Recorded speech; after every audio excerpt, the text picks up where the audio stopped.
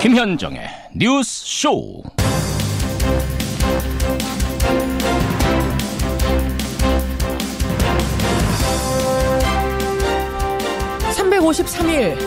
353일 만에 이재용 삼성전자 부회장은 석방이 됐습니다. 구치소를 떠나는 이재용 부회장 얼굴에는 옅은 미소가 번졌습니다. 애청자 여러분 안녕하십니까? 그가 석방될 수 있었던 2심 재판부의 해석은 이겁니다. 이 씨가 뇌물을 건네긴 했다. 하지만 1심 재판부의 판단만큼 뇌물 액수가 크지 않았고 그나마도 겁박에 의해 요구에 의해서 마지못해 건넨 것이었을 뿐이다. 청탁? 그런 건 할 이유가 없었다. 따라서 정경유착 아니다라는 겁니다. 그런데요, 과거에도 정경유착은 늘 이렇게 애매해 보였습니다. 정경유착이라고 간판 딱 붙이고 유착한 일은 없었습니다. 그런데 이번만은 특수하다고 넘어가면 과연 특수하지 않은 정경유착이란 어떤 걸까요?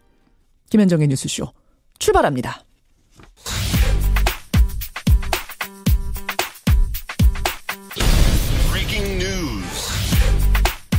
김현정의 뉴스쇼가 주목한 오늘의 포인트, 김정훈 기자 나와 있습니다. 어서 오세요, 김 기자. 네.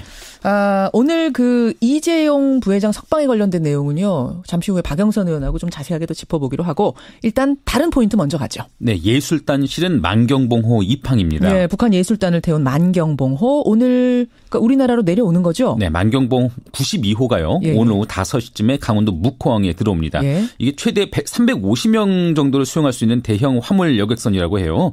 평창 올림픽을 계기로 강릉과 서울에서 공연하는 북한 삼전 관현악단 140여 명을 태우고 오는 것이죠. 그렇죠. 현성월 단장이 이끄는 이들 예술단은 8일 강릉에서 또 11일 서울 국립극장에서 공연을 펼칠 계획이고요. 예.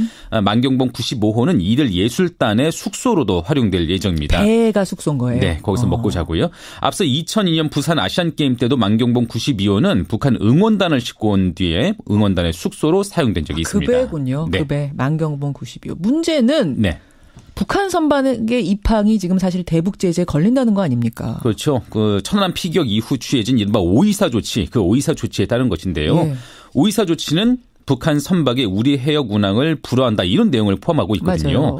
이에 대해서 통일부는 평창올림픽의 성공적 개최를 지원한다는 차원에서 만경봉 92호의 묵호항 입항을 오이사 조치의 예외로 적용하기로 했다 이렇게 밝혔습니다. 이런 예외 적용의 사례가 있습니까? 앞서서는요. 2013년에 낮은 하산 물류 사업을 오이사 조치 예외 사업으로 그렇게 있었군요. 인정한 적이 있죠. 그래요.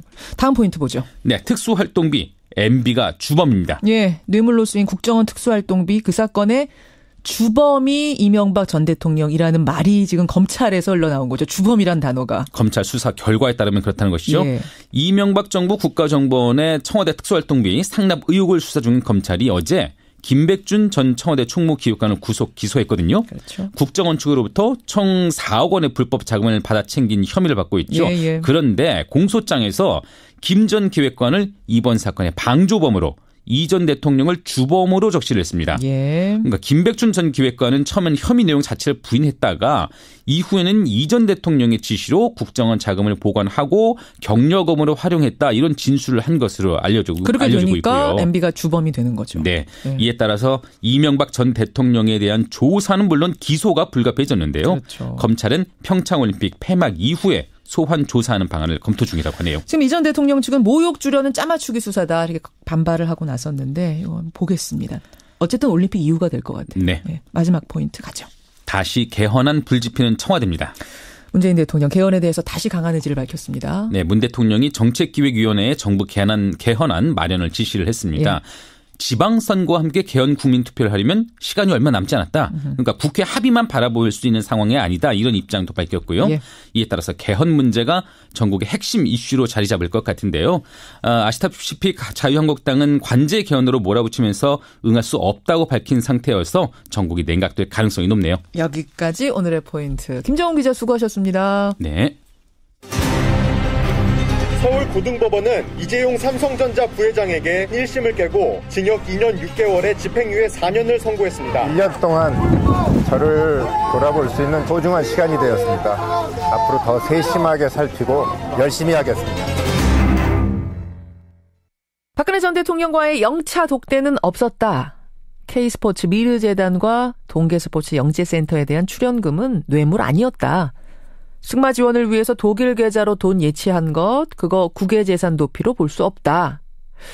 오로지 뇌물이라면 정유라 씨한테 간 그 승마 지원금 뿐인데 그것조차도 어쩔 수 없이 겁박에 의해서 건넨 요구형 뇌물일 뿐이다.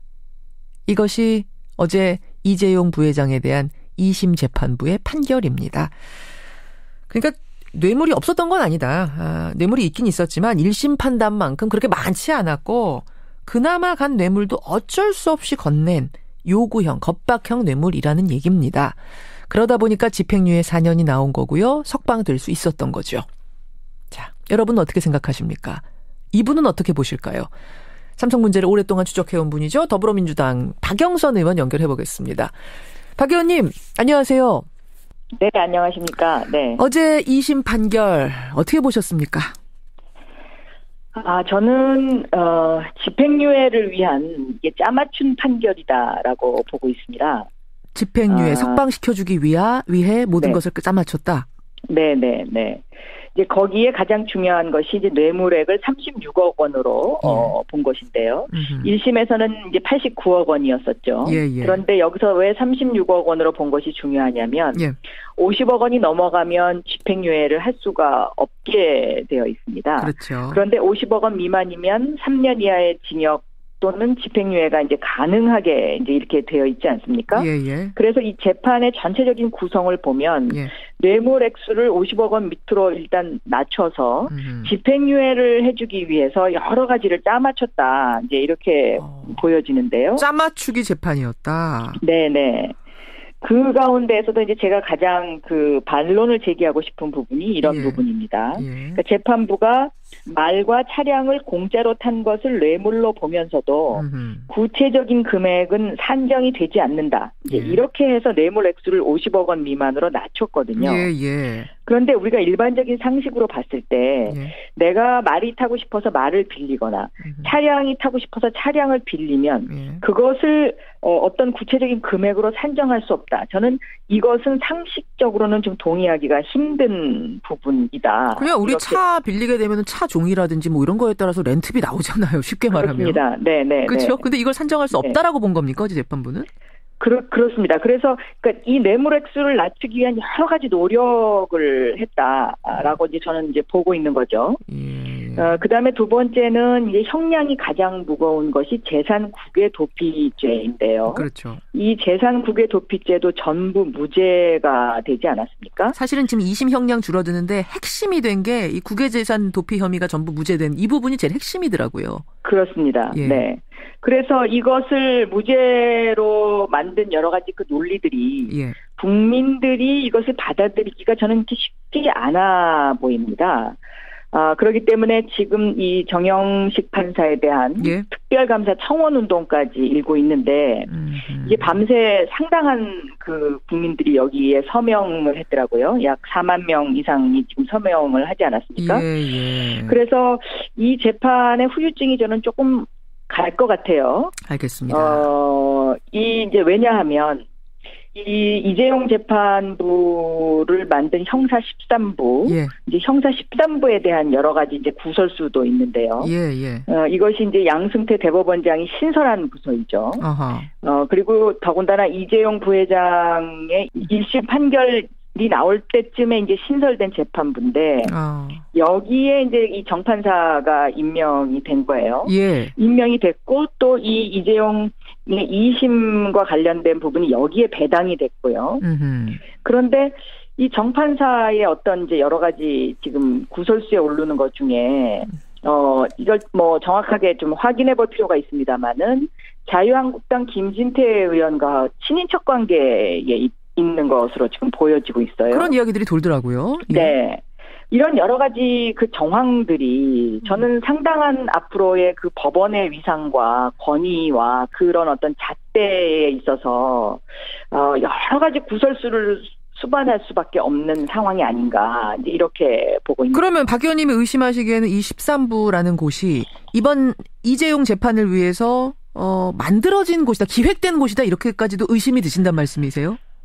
기획된 곳이다라고는 말하기는 조금 너무 많이 나간 것 같긴 합니다만은. 예. 지난번 그 양승태 대법원장에 대한 이런저런 어떤 깨끗하지 못한 시선들이 있는 가운데에 국민들로부터 의심받을 만하다. 의심받을 만하다라는 그런 정황상. 거죠. 그리고 국민들로부터 법원이 의심받지 않고 신뢰받기 위해서는 이러한 구설수 있는 일을 하면 안 되고요. 알겠습니다. 또 만약에 이 정판사가 정말로 지금 떠도는 소문처럼 자유한국당의 박선영 의원이라든가 김진태 의원과 그 친인척 관계에 있는 판사라면 저는 이런 것은 스스로 제척을 하든지 법원 스스로 제척을 하든지 아니면 이런 구설수를 없애는 것이 법원 행정처가 해야 될 일이다라고 저는 보고 있는 것입니다. 저희도 하여튼 확인을 좀 더 해보고 확정이 되면 이 부분 더 말씀을 드리기로 하고요. 이게 사실이라고 하면은 이건 제척해야 될 사유가 아니었는가, 의심을 낳을 만하다, 이런 말씀. 자, 그렇습니다. 비판을 받을 만하죠.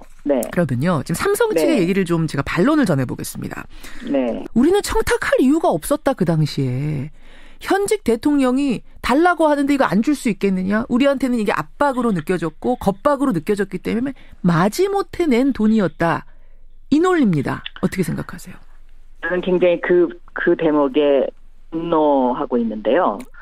1995년도, 그러니까 그 당시부터 이건희 회장의 재산 승계와 관련된 이재용 부회장과 관련된 재판이 지금까지 약 20여 년간 계속되고 있지 않았습니까? 그렇죠. 예. 그런데 그것의 핵심은 어떻게 해서든지 법망을 피해서 세금을 덜 내고 재산을 승계하는 것인데 결국은 궁극적으로 삼성이 국민의 노후 자금인 국민연금까지 동원을 해서 삼성물산과 제일모직의 합병과 관련된 이런 부분까지 손을 댔다는 것이거든요. 그런데 이 부분은 이미 국민연금과 관련된 그 부분에 관련된 사람들이 이미 지금 구속되어 있는데요. 그 구속되어 있는데 그 부분 자체를 지금 재판부가 부정하는 것이거든요. 그러니까 이것도 또한 재판상에 상당한 모순이 있는 것입니다. 네, 은밀한 그 검문 정치권과의 그런 권력 유착이 없었다면 그분들은 왜 구속을 했습니까? 그러니까 상속이라는 청탁이 깔려있지 않았다면 문영표, 홍완선 이런 사람들은 그럼 왜 구속된 거냐? 이거는 설명이 안 된다는 말씀이시네요. 그렇죠. 문영표, 홍완선 이분들은 그럼 왜 구속이 돼서 그렇게 잘못했다고 하면서 이것은 삼성이 부탁한 것이 아니다? 그러면 삼성이 부탁하지 않고 그러면 박근혜 대통령이 알아서 해줬다라는 소리밖에 되지 않는다. 지금까지의 그 법원들이 쭉 그 정경유착과 관련된 부분에 대해서 늘 갈짓자 행보를 해왔다라고 보는 것이고요. 정말 유전무죄의 어떤 그런 그 좌절감 이런 것들을 국민한테 줬기 때문에 저는 이번만큼은 제가 좀 비판하고 싶습니다. 또 한 가지는 그 국외 재산 도피 혐의 그 부분 말입니다. 형량 낮추는데 결정적인 역할을 한 국외 재산 도피 한 적 없다. 이 부분. 지금 SNS상에서 어떤 얘기가 도냐면요. 국외 재산 도피를 한 거 아니다. 단지 장소가 국외였을 뿐이다. 이건 마치 음주운전 의사는 없었다. 단지 술 마시고 운전했을 뿐이다와 같은 거다. 이런 조롱들이 막 돌고 있더라고요. 근데 실제로 삼성에서는 뭐라고 얘기를 하냐면 국외 재산 도피는 개인적인 유용일 경우에 성립하는데 승마 지원하려고 돈 예치한 게 어떻게 재산 도피가 되느냐. 이 논리였고 이걸 2심 재판부가 받아들인 겁니다. 어떻게 생각하세요? 저는 이 재산 국외 도피라는 것이요. 국내에서 투자되거나 분배되고 또 소비되어야 할 재산이 법망을 피해서 해외로 유출된 사건을 다루는 것이거든요. 삼성이 송금을 했고요. 그 송금한 돈이 최순실 씨의 딸 정유라의 말과 관련된 부분 그리고 그분들이 독일에서 그 생활하는 데 쓰였다는 것은 너무 명명백백한 것이기 때문에 그런 부분에 이번 재판부의 해석도 저는 말장난에 불과하다 이렇게 생각하고 있습니다. 자, 이렇게 되면 어쨌든 지금 2심 재판부가 이건 정경유착 아니다. 요구에 의한 뇌물이었을 뿐이다. 겁박에 의한 뇌물이었을 뿐이다. 이렇게 판단하면서 이재용 부회장은 석방이 됐습니다. 형이 아주 낮아졌습니다. 도대체 이건 최순실 박근혜 두 사람 국정농단 재판엔 어떤 영향을 미칠까? 이 부분이 또 중요한 부분인 것 같은데요. 어떻게 보세요? 저는 오히려 이번 재판으로 인해서 박근혜 대통령에 대한 책임이 더 커졌죠. 왜 그런가요? 모든 것을 겁박에 의한 것으로 이제 해석을 했으니까요. 아하. 그렇기 때문에 그 재판과 이 재판은 저는 분리해서 생각할 수밖에 없고요. 우리는 이것을 저는 삼성과 법관의 유착, 삼법 유착이다. 이렇게 신종 사자성어를 만들려고 그러면 저는 삼법 유착이다라고 보고 있습니다. 삼법 유착. 네, 왜냐하면 판사들의 대부분이 아마 이 판결에 동의를 저는 안 할 거라고 생각하고요. 그래서 이것은 무슨 사법부의 유착이다라고까지 가기에는 좀 저는 그렇고 법관 개인의 삼성과의 유착이다. 저는 그렇게 생각합니다. 그렇게까지. 네. 알겠습니다. 삼법 유착이란 말을 지금 하셨어요. 삼법 유착. 새로운 진짜 유행어. 삼성과 법관의 유착이죠. 일각에서는 그런 말도 하세요. 아니 우리 경제 지금 어려운데 경제 살리기 위해서라도 이런 대기업의 총수, 우리나라 최고 기업의 총수는 사실 석방되는 게 맞지 않느냐 이런 말씀하시는 분도 계시는데 어떻게 보십니까? 그런데 아이러니하게도 삼성이 이재용 부회장과 관련 없이 지난해 최고의 수익을 내지 않았습니까? 저 감옥에 있는 그 시간 동안 353일간 네. 그러네요. 그렇기 때문에 그런 논리는 저는 타당하지 않다고 생각하고요. SK도 마찬가지입니다. SK도 재벌 총수가 오랜 시간 감옥에 있었지만 그 없는 기간 동안에 SK가 방향 설정을 오히려 잘했다라는 그런 평가를 받고 있거든요. 알겠습니다. 여기까지 오늘 평가 듣도록 하지요. 고맙습니다. 네, 감사합니다. 더불어민주당 박영선 의원이었습니다.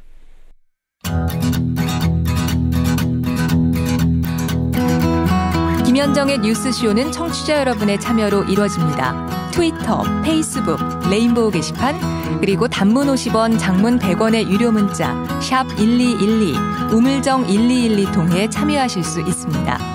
김현정의 뉴스쇼, 여러분과 함께 만듭니다. 김성환의 행간 시사평론가 김성환 씨 나오셨습니다. 어서 오십시오. 네, 안녕하세요.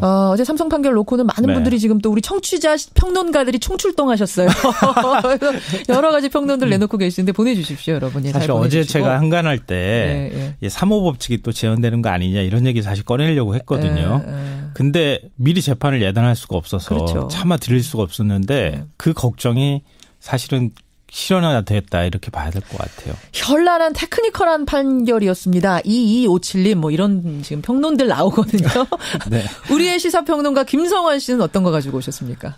저는 좀 다른 얘기를 해볼까 하는데요. 이 검찰이 금감원 검사에서 채용 비리가 적발된 5개 은행에 대해 수사에 착수했습니다. 그런데 은행의 태도가 이상합니다. 채용 비리는 없었다. 오히려 당당해하고 있는데요. 우리는 떳떳하다. 해볼 테면 해봐라. 금융권이 반발하는 이유. 이 뉴스의 행간을 좀 살펴볼까 합니다. 금감원장까지 나서서 이번에 채용 비리 우리가 검사한 결과는 정확하다. 우리가 내놓은 이 비리는 정확하다라고 밝혔는데 진짜 은행권이 끄떡도 않는 분위기예요? 그래서 제가 지금 행간을 하려고 하는 거예요. 그래요? 그 좀 희한한 현상 중에 하나거든요. 금감원이면 은행 감독기관이잖아요. 그렇죠. 은행 감독기관이 가가지고 다 뒤져가지고 채용 비리 있었다 이렇게 발표를 하는데 일종의 이제 피감기관이 해당이 될 수 있는데 은행들이 아니 무슨 소리냐 이렇게 지금 반발하고 있는 상황이거든요. 그러니까 이게 우리은행 채용비리 사건이 계기가 돼서 터진 거잖아요. 그러니까 이광구 전 우리은행장이 VIP 명단을 작성해서 청탁을 받은 지원자를 합격시켰다. 그래서 최근에 기소까지 됐었거든요. 근데 금감원 검사에서 적발된 은행들의 채용 비리도 사실 비슷합니다. 우리은행 건이랑? 네. KB국민, KB하나, 대구, 부산, 광주은행 역시 VIP 리스트를 작성을 했고요. 특히 국민과 하나은행은 리스트 명단에 오른 75명 전원을 서류 전형에서 합격시킨 사실이 드러났습니다. 일단 VIP는 서류 전형에서 합격. 네. 그런데도 은행들의 태도가 당당하다는 겁니다. 뭔가 이상하다는 거죠. 리스트도 채용 비리도 특혜 채용도 없었다 이렇게 반발을 하고 있는데 그 이면에 은행들이 도대체 어떤 인식을 갖고 있길래 이러는 것인가 이걸 행간에서 한번 다뤄보려고 하는 거죠. 채용 비리가 있었다고 금감원이 결과 발표했는데도 당당해야 하는 이유 굉장히 궁금하네요. 행간. 첫 번째 뭡니까? 첫 번째 행간은 청탁은 받았지만 다 뽑은 건 아니야입니다. 이거 아까 전에 그거랑 비슷한 거예요. 음주는 했지만 음주운전할 의도는 없었다. 이렇게. 비슷한 오늘 얘기예요. 이 얘기 참 여러 번 좀 나오네요. 분석한 변명처럼 들리긴 하는데요. 은행은 VIP 리스트가 없었다 주장하지만 금감원이 없는 명단을 만들 리는 없지 않겠습니까? 그러게요. 그런데도 은행들이 이렇게 당당한 이유가 뭘까? 뭡니까? 리스트 명단과 최종 합격자 명단이 일치하지 않기 때문이라는 겁니다. 예를 들어서 국민은행이라고 해보죠. 그러니까 국민은행이 작성한 VIP 명단은 20명, 하나은행은 55명이거든요. 여기에 이름을 올린 지원자는 모두 서류 전형을 통과했습니다. 그런데 최종 합격한 지원자는 3명과 6명이었다는 거예요, 각각. 이 얘기는 청탁자 명단에 올라도 모두 합격시킨 건 아니다라는 말이 될 수도 있거든요. 한마디로 어떤 청탁은 들어주고 어떤 청탁은 들어주지 않았다는 반박 논리가 성립된다는 겁니다. 그러니까 은행은 그 명단은 있었지만 그게 VIP 명단도 아니고 아무것도 아니다. 그냥 적어놓은 것일 뿐이다. 이렇게 되는 거예요. 네, 그러니까 청탁을 받았지만 우리가 그 사람이 우수한 인재여서 뽑았다. 이런 빠져나갈 구멍이 만들어질 수 있다는 얘기인데요. 또 하나는 뭐 공공기관 같은 경우에는 감사원에서 감사를 한다거나 이렇게 적발을 하면은 뭔가 공시라고 해서 우리가 고시제도가 있고 하잖아요. 그렇죠. 엄격하게 말하면 은행권은 민간기업이라는 거예요. 아니 우리 마음대로 청탁은 받았지만 우리가 괜찮은 인재여서 뽑았다는데 그걸 가지고 비리라고 하면 어떡합니까? 라고 지금 은행권에서 떳떳하다는 식으로 나오는 거예요. 우리는 민간기업인데 혹 돈, 백, 연줄을 가지고 뽑았다고 한들 그게 무슨 문제겠느냐라는 식의 배짱이 깔려 있단 말이죠. 네, 맞습니다. 그렇군요. 두 번째 행간 뭡니까? 두 번째 행간은 부정채용 지시자가 드러나지 않았다입니다. 그건 무슨 말씀이세요? 지금 금감원 감사에서 가장 큰 맹점은 제가 볼 때 특혜 채용을 지시를 누가 했다 그러면 VIP 명단이 있다 그러면 명단을 누가 작성하라고 지시했는지 그 사람이 누군지가 나와야 되잖아요. 주체가 나와야죠. 그렇죠. 근데 그 사람이 드러나지 않고 있다는 겁니다. 그래요. 왜냐하면 우리은행 경우에는 이광구 전 은행장이 명단 작성 지시하고 또 직접 관리했다고 하잖아요. 그래서 사법처리 절차를 밟을 수 있었던 거죠. 네. 근데 금감원은 이 사람을 찾아내질 못했어요. 그러니까 VIP 명단을 작성했다면 누구 지시로 작성했는지 윗선이 드러나야 하는데 그래야 처벌을 하든 말든 할 게 아니겠습니까? 그리고 직원들한테 누가 이거 시켰어라고 할 때 직원들이 그분이 시키셨는데요? 라고 말을 해야 이게 뭔가 악의가 맞는다는 거예요. 근데 그 사람을 못 찾으니까 못 찾아냈어요. 한번 찾아봐라 이렇게 나오는 거예요. 그러니까 금감원이 검사에 착수했을 때 이미 상당수 은행들이 개인정보 보호를 이유로 채용 자료를 폐기한 상태였다고 하고요. 금감원이 어렵사리 하드디스크를 복원해서 찾아낸 게 이른바 VIP 리스트라는 겁니다. 다 삭제해버리고 일부분 찾아낸 거군요. 네. 그러다 보니까 윗선까지는 지금 못 간 거예요. 조금 조가리 찾아내가지고 우리한테 혐의 뒤집어 씌우려고 하는데 우리 떳떳하다. 한번 찾아내 볼 테면 한번 찾아내 봐라. 이런 식으로 지금 태도를 보이는 거예요. 은행권이 채용 비리가 드러났음에도 불구하고 당당한 이유. 세 번째는 뭡니까? 세 번째 인간은 든든한 뒷배경이 있기 때문이다입니다. 어떤 배경이요? 그러니까 금감원 감사에 은행권이 맞설 수 있는 가장 큰 이유는요. 제가 볼 때 뒤에 회장님들이 있기 때문이에요. 무슨 회장? 윤정규 국민, 김정태 하나금융지중 회장이 최근에 셀프 연임했다고 해서 비판이 일었거든요. 금감원에서 이거 절차 중단하라. 지금 채용비리 검사가 진행 중이니 잠깐 멈춰달라고 했는데 임명 절차 강행해버렸어요. 사실상 연임된 거나 마찬가지거든요. 직원들 입장에서 회장님이 아니라고 하는데 회장님이 우리 그냥 떳떳하다고 가라고 하지 않냐. 그러니까 지시하는 대로 움직일 수밖에 없다는 거예요. 또 이렇게 생각해 볼 수도 있겠네요. 여기 지금 여론도 안 좋은데 여기서 밀리면 회장 연임도 물 건너갈 수 있다는 것 때문에 더 당당하게 해볼 테면 해봐라로 나가는 걸 수도 있겠다. 맞습니다. 그런데요. 제가 오늘 행간으로 왜 이렇게 떳떳한지 말씀드렸는데 검찰 수사에서 비리 드러나면요. 진짜 다 죽을 수도 있습니다. 은행권 너무 떳떳하면 안 돼요. 여기까지 오늘의 행간 김성환 씨 수고하셨습니다. 네, 고맙습니다.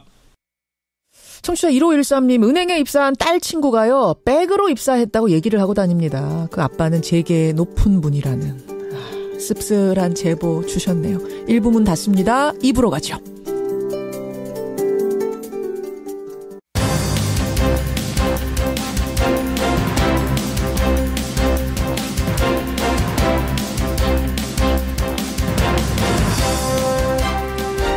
뉴스쇼 2부 출발합니다. 어제 바른정당이 전당대회 열었습니다. 국민의당과의 통합안을 의결했습니다. 이제 13일 미래당이라는 이름으로 국민의당과 바른정당이 손잡고 첫 발을 내디딜 텐데요. 여기에 반대하는 국민의당 통합 반대파 의원들은 오늘 창당대회를 엽니다. 민주평화당으로 창당을 합니다. 미래당의 미래는 어떨까요? 민주평화당의 미래는 또 어떨까요? 이상돈 의원, 이분은 뭐 의원이기도 하시지만 또 정치판을 읽는 평론가 느낌으로 오늘 첫 순서로 만나보도록 하죠. 그런가 하면 뉴스닥에서 정치 이야기 조금 더 이어갈 수 있을 것 같습니다. 이 뉴스닥에는 또 바른정당 분이 한 분 계시잖아요. 이준석 패널. 이준석 노원병 당협위원장하고 허성모 소장 두 분이 생각하는 이 뉴스닥의 상한가 하한가도 짚어보죠. 그런가 하면은 가상화폐 거래소 해킹이 요새 잇따르고 있는데 이게 북한의 소행이라는 국정원의 발표가 어제 있었습니다. 얼마 전에 있었던 일본의 5천억 원대 그 해킹 피해도 북한 소행이라는 얘기가 일본 내에서 나오고 있는 마당인데요. 북한이 정말 가상화폐 거래소까지 털 수 있는 그 정도의 기술이 있는 걸까요? 또 가상화폐 거래소 이렇게 허술하게 뚫리는 데인가요? 얼마 전에 유빗에서 아주 대규모 3만여 명이 피해를 입는 그 해킹이 있었습니다. 유빗이란 거래소에서 말이죠. 이분들을 대변해서 지금 변호 활동하고 계시는 분이 계세요. 그 변호사 만나보겠습니다. 50원에 담은 100원의 장문 유료 문자 샵 1212 카톡 레인보우까지 열어놓고 출발합니다. 이제 큰 변수만 없다면 바른정당과 국민의당은 오는 13일에 미래당이란 이름으로 통합을 합니다. 의석수는 33석. 그런가 하면 국민의당의 통합 반대 의원들 15명은 민주평화당이란 이름으로 오늘 창당대회를 엽니다. 이제 관건은 미래당과 민주평화당 가운데 어느 당이 이 캐스팅 보터 역할을 맡게 되느냐. 사실 이 부분이 상당히 중요하죠. 서로 끌어오기 위한 싸움도 있을 겁니다. 이분의 생각 들어보죠. 국민의당 내 통합 반대파 의원이세요. 이상돈 의원 연결이 되어 있습니다. 이상돈 의원님 안녕하세요. 네, 안녕하세요. 네. 오늘 민주평화당 창당대회 가세요? 당연히 가죠. 당연히 가십니까? 네네. 근데 지금 그 처지는 민주평화당에 갈 수 없는 처지시잖아요. 비례의원이라서. 누가 그래요? 안철수 대표가 안 놔주신다고 그러던데요? 아니, 그건 자기 마음대로고 내 행동을 누가 통제합니까? 국회의원은 다 헌법기관이고. 그리고 또 더 기분 나쁘면 제명을 시키면 될 거 아니야. 제명도 못 시키는 사람들이 뭐라고 말할 적이 있습니까? 제명하면은 민주평화당 좋은 일 시켜준다 이래갖고 제명 안 시켜주시는 거잖아요. 제명은 마음대로 하라 그러죠. 얼마나 쫓아나고 비겁합니까? 그 좀 창피한 일이죠. 또 오늘 시작부터 좀 열받으셨어, 이상돈 의원님. 어쨌든 그런 오늘. 질문이 좀 우스운 거죠. 그래요. 민주평화당 당연히 창당대회 난 갈 거다. 그 말씀이세요. 근데 일단은 그럼 어쨌든 간에 미래당의 당적을 두고 이제 활동을 하게 되실 텐데 13일에 통합이 된다면 말입니다. 네. 그 후에도 이 출당 조치는 계속 없을 거라고 보세요? 어떻게 예견들 하고 계세요? 그 세 분의 비례의원들은. 글쎄요. 제 기대하기는 지방선거 전후까지는 이제 해결이 됐으면 하고 하지만, 그럼 자기들이 하기 싫다면 그만이죠. 어떻게 하겠습니까? 어쩔 수 없는 거다. 하지만 민주평화당과 함께 행동할 것이다 이 말씀이시죠? 네, 그렇죠. 저는 기본적으로 제가 지금 문재인 정부가 추구하는 것을 100% 찬성하는 건 절대로 아닙니다. 하지만은 저는 무엇보다도 이명박 정권이 있었던 또는 박근혜 정권이 있었던 이런 것을 이번에 개혁하지 않으면 대한민국에 참 어렵다고 생각하기 때문에 저는 그런 부분에서는 현 정권 또 민주당에 공감을 합니다. 그렇게 보세요. 아니 민주평화당 어쨌든 당적상은 당원이 아니신데 그 민주평화당이란 이름은 이상돈 의원이 추천하셨다 지으셨다라는 얘기가 사실입니까? 그런 말이 있던가요? 네, 있더라고요. 이제 몇 사람이 이제 당명 얘기를 좀 프리하게 하는데, 거기서 이런저런 해서 좀 색다른 걸 이름을 짓자고 하던 분도 있었어요. 근데 제가 미래, 개혁, 민생, 이런 단어는 어느 정당의 아젠다 또는 정당 정책은 되어도 당명으로는 부적절하고 되게 그런 단어를 넣은 정당들이 그냥 포말 정당, 그냥 비눗방울처럼 한번 커졌다 없어지더라. 그리고 민주라는 단어를 넣어야 그 민주주의라는 또 민주당이라는 그런 큰 흐름에 서 있다고 보인다. 제가 이런 주장을 좀 했죠. 그래서 민주평화당 아이디어를 내신 거군요, 이상돈 의원이. 그러면 미래라는 이름을 넣으면 지금 뭐라고 그러셨죠? 비눗방울처럼 사라지더라. 보통 그런 당들은. 네, 지금 미래 이름 넣었던 당이 있었잖아요. 그 박근혜 그 전 대통령이 가장 후회했던 게 하나 그 탈당해서 미래당 만들었다가 결국 철학에 문 닫았잖아요. 지금 기억도 가물가물할 정도로 있었죠. 예. 네, 그 박근혜 전 대통령이 굉장히 후회했던 일이죠. 네, 그런 것을 연상시키죠. 네. 그럼 미래당이란 이름은 지금 가실 곳인데 어쨌든 당적상 후한 점수는 못 주시는 거예요? 이름으로? 그게 좀 조금 저는 그게 정당의 어떤 철학이랄까 또는 정체성 이런 것이 더 없다고 봅니다. 그래서 우리나라 대체로 보면은 그 민주당이라는 이름을 가진 정당들이 대체로 좀 말하자면 개혁적이고 좀 프로그레시브하고 좀 민주주의 주창하고 이런 측면이 있죠. 네. 그래요. 근데 또 미래라는 이름도 참신하고 또 이 새 시대에 맞는 느낌 이런 좀 이런 느낌 주지 않나요? 민주라는 이름은 워낙 오래전부터 써왔던 이름이라. 그런데 미래라는 당을 쓰는 경우가 전 세계적으로 별로 없습니다. 그 영어로 하면 이게 파티 오브 퓨처 그러면 이게 무슨 놈의 말인가 그럴 겁니다. 네. 알겠습니다. 이거는 제가 잠시 후에 이준석 바른정당 위원장 나오시니까 거기한테는 질문 좀 드려보기로 하고 더 중요한 건 이름보다 더 중요한 건 진짜 미래입니다. 진짜 미래는 어떻게 될 것인가. 우선 미래당의 미래는 어떻게 보세요?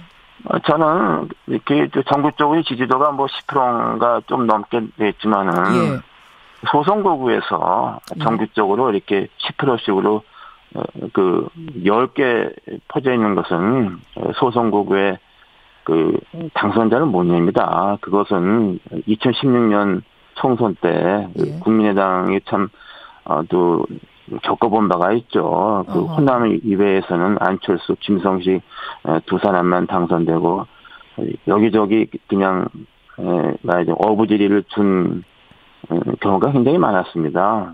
다만 이제 민주평화당 같은 경우는 호남에서의 지지도가 이제 굉장히 상승하고 있기 때문에 거기서는 저는 상당한 성과를 낸다고 봅니다.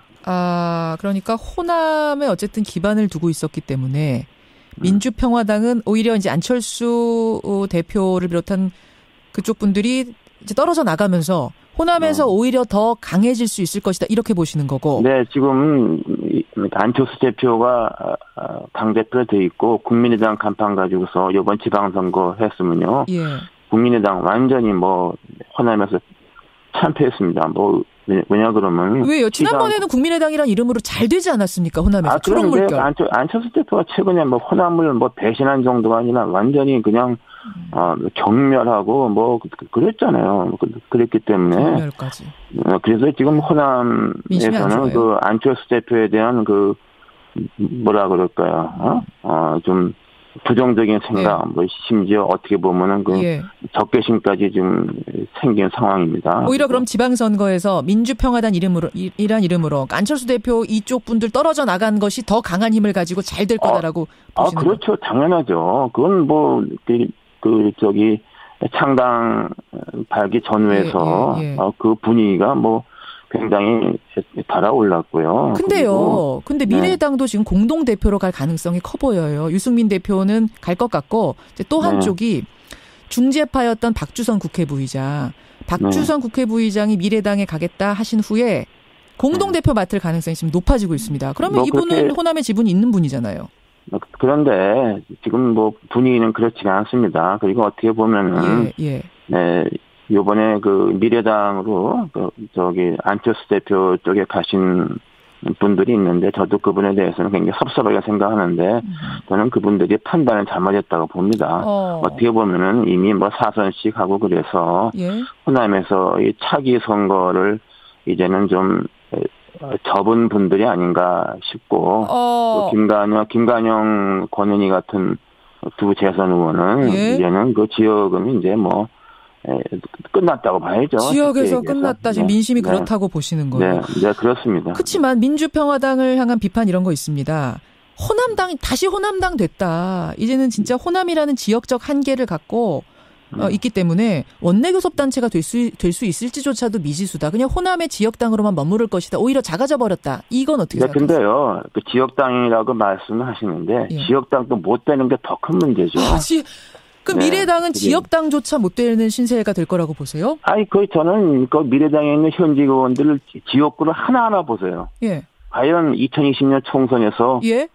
국회에 진입할 사람이 몇 명이나 있는가? 아니 왜요? 거기 골고루 많이 계시잖아요. 저쪽 뭐 TK도 계시고 수도권도 있고 호남도 있고. 그런데 거기는 그러면 2020년 총선에 한국당이 공천 안 합니까? 다 냅니다. 민주당 공천 다 냅니다. 예. 거기서 무슨 여지가 있겠어요. 총선 그렇고 이번 지방선거도 미래당 이 간판으로 어렵다고 보세요? 저는 그것도 이제 여러 명 뽑는 기초의원 같은 거 또는 뭐 비례대표 도의원, 광역의원 같은 건 모르지만은 개개인이 좀 괜찮으면은 단체장을 한 명 뽑지 않습니까? 예. 그리고 총선 같으면 광역단체장은 한 명도 내기 어려울 거라고 보세요? 그렇죠. 광역단체장은 제가 보기엔 한국당은 지금 경북, 대구, 울산 정도가 승산이 있다고 보고. 아니 안철수 대표가 서울시장으로 나가는 안이 굉장히 유력하게 얘기되고 있던데요. 나가는 건 잘지만 그게 됩니까? 왜요? 대선도 나갔던 분인데. 대선에 가서 그렇게 그냥 토론에서 해배가지고서 자기 자산을 다 폭로해서 하고 그 후에 뭡니까 제보 조작 사건 등등 했는데 그리고 또 이게 요번에 이상하게 바뀌어버렸다니 자기 철학이 없잖아요. 한동안은 개혁적이고 새 정치했지만 지금 와서는 어떻게 보수가 아니라 이상하게 알겠습니다. 색깔론이나 동참하고 그런 사람은 누가 찍습니까? 서울시장도 이번에는 어려 보인다.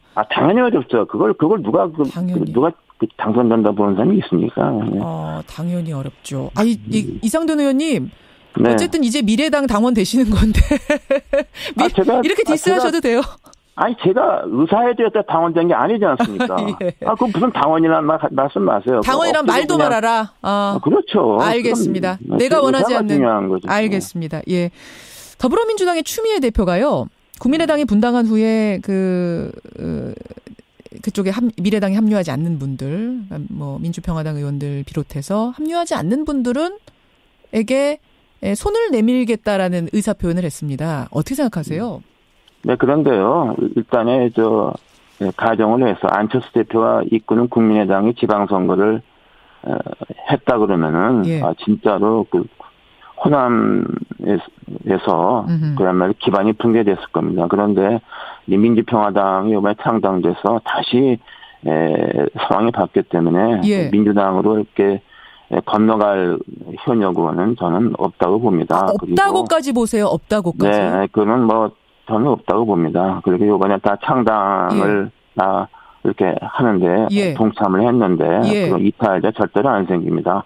그거는 그냥 생각이십니까? 아니면 그분들의 의견 15명 정도니까 의견을 확인해 보셨을 텐데 확고합니까? 그리고 그 사람들이 지금 창당해서 지금 이렇게 했는데 당적을 또 바뀌면은 그건 가능하지 않습니다. 그리고 또 다선 의원들은 거기 있다가 또 나온 분들이고 또 거기 민주당도 현재 거기 지역에 이제 후보자들 지역위원장 다 있고 그렇지 않습니다.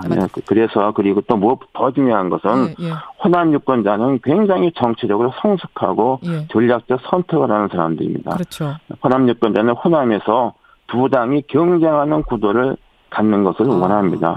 그들도 선거에서 선택의 자유를 갖는 것을 좋아하기 때문입니다. 절대로 그런데 일당이 마치 호남은 당연하게 자기가 지배하는 상황 이런 것은 오지 않습니다.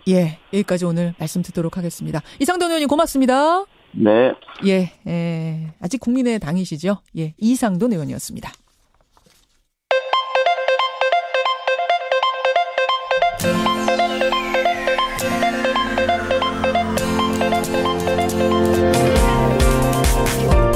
여러분은 지금 CBS 라디오 김현정의 뉴스쇼를 함께하고 계십니다.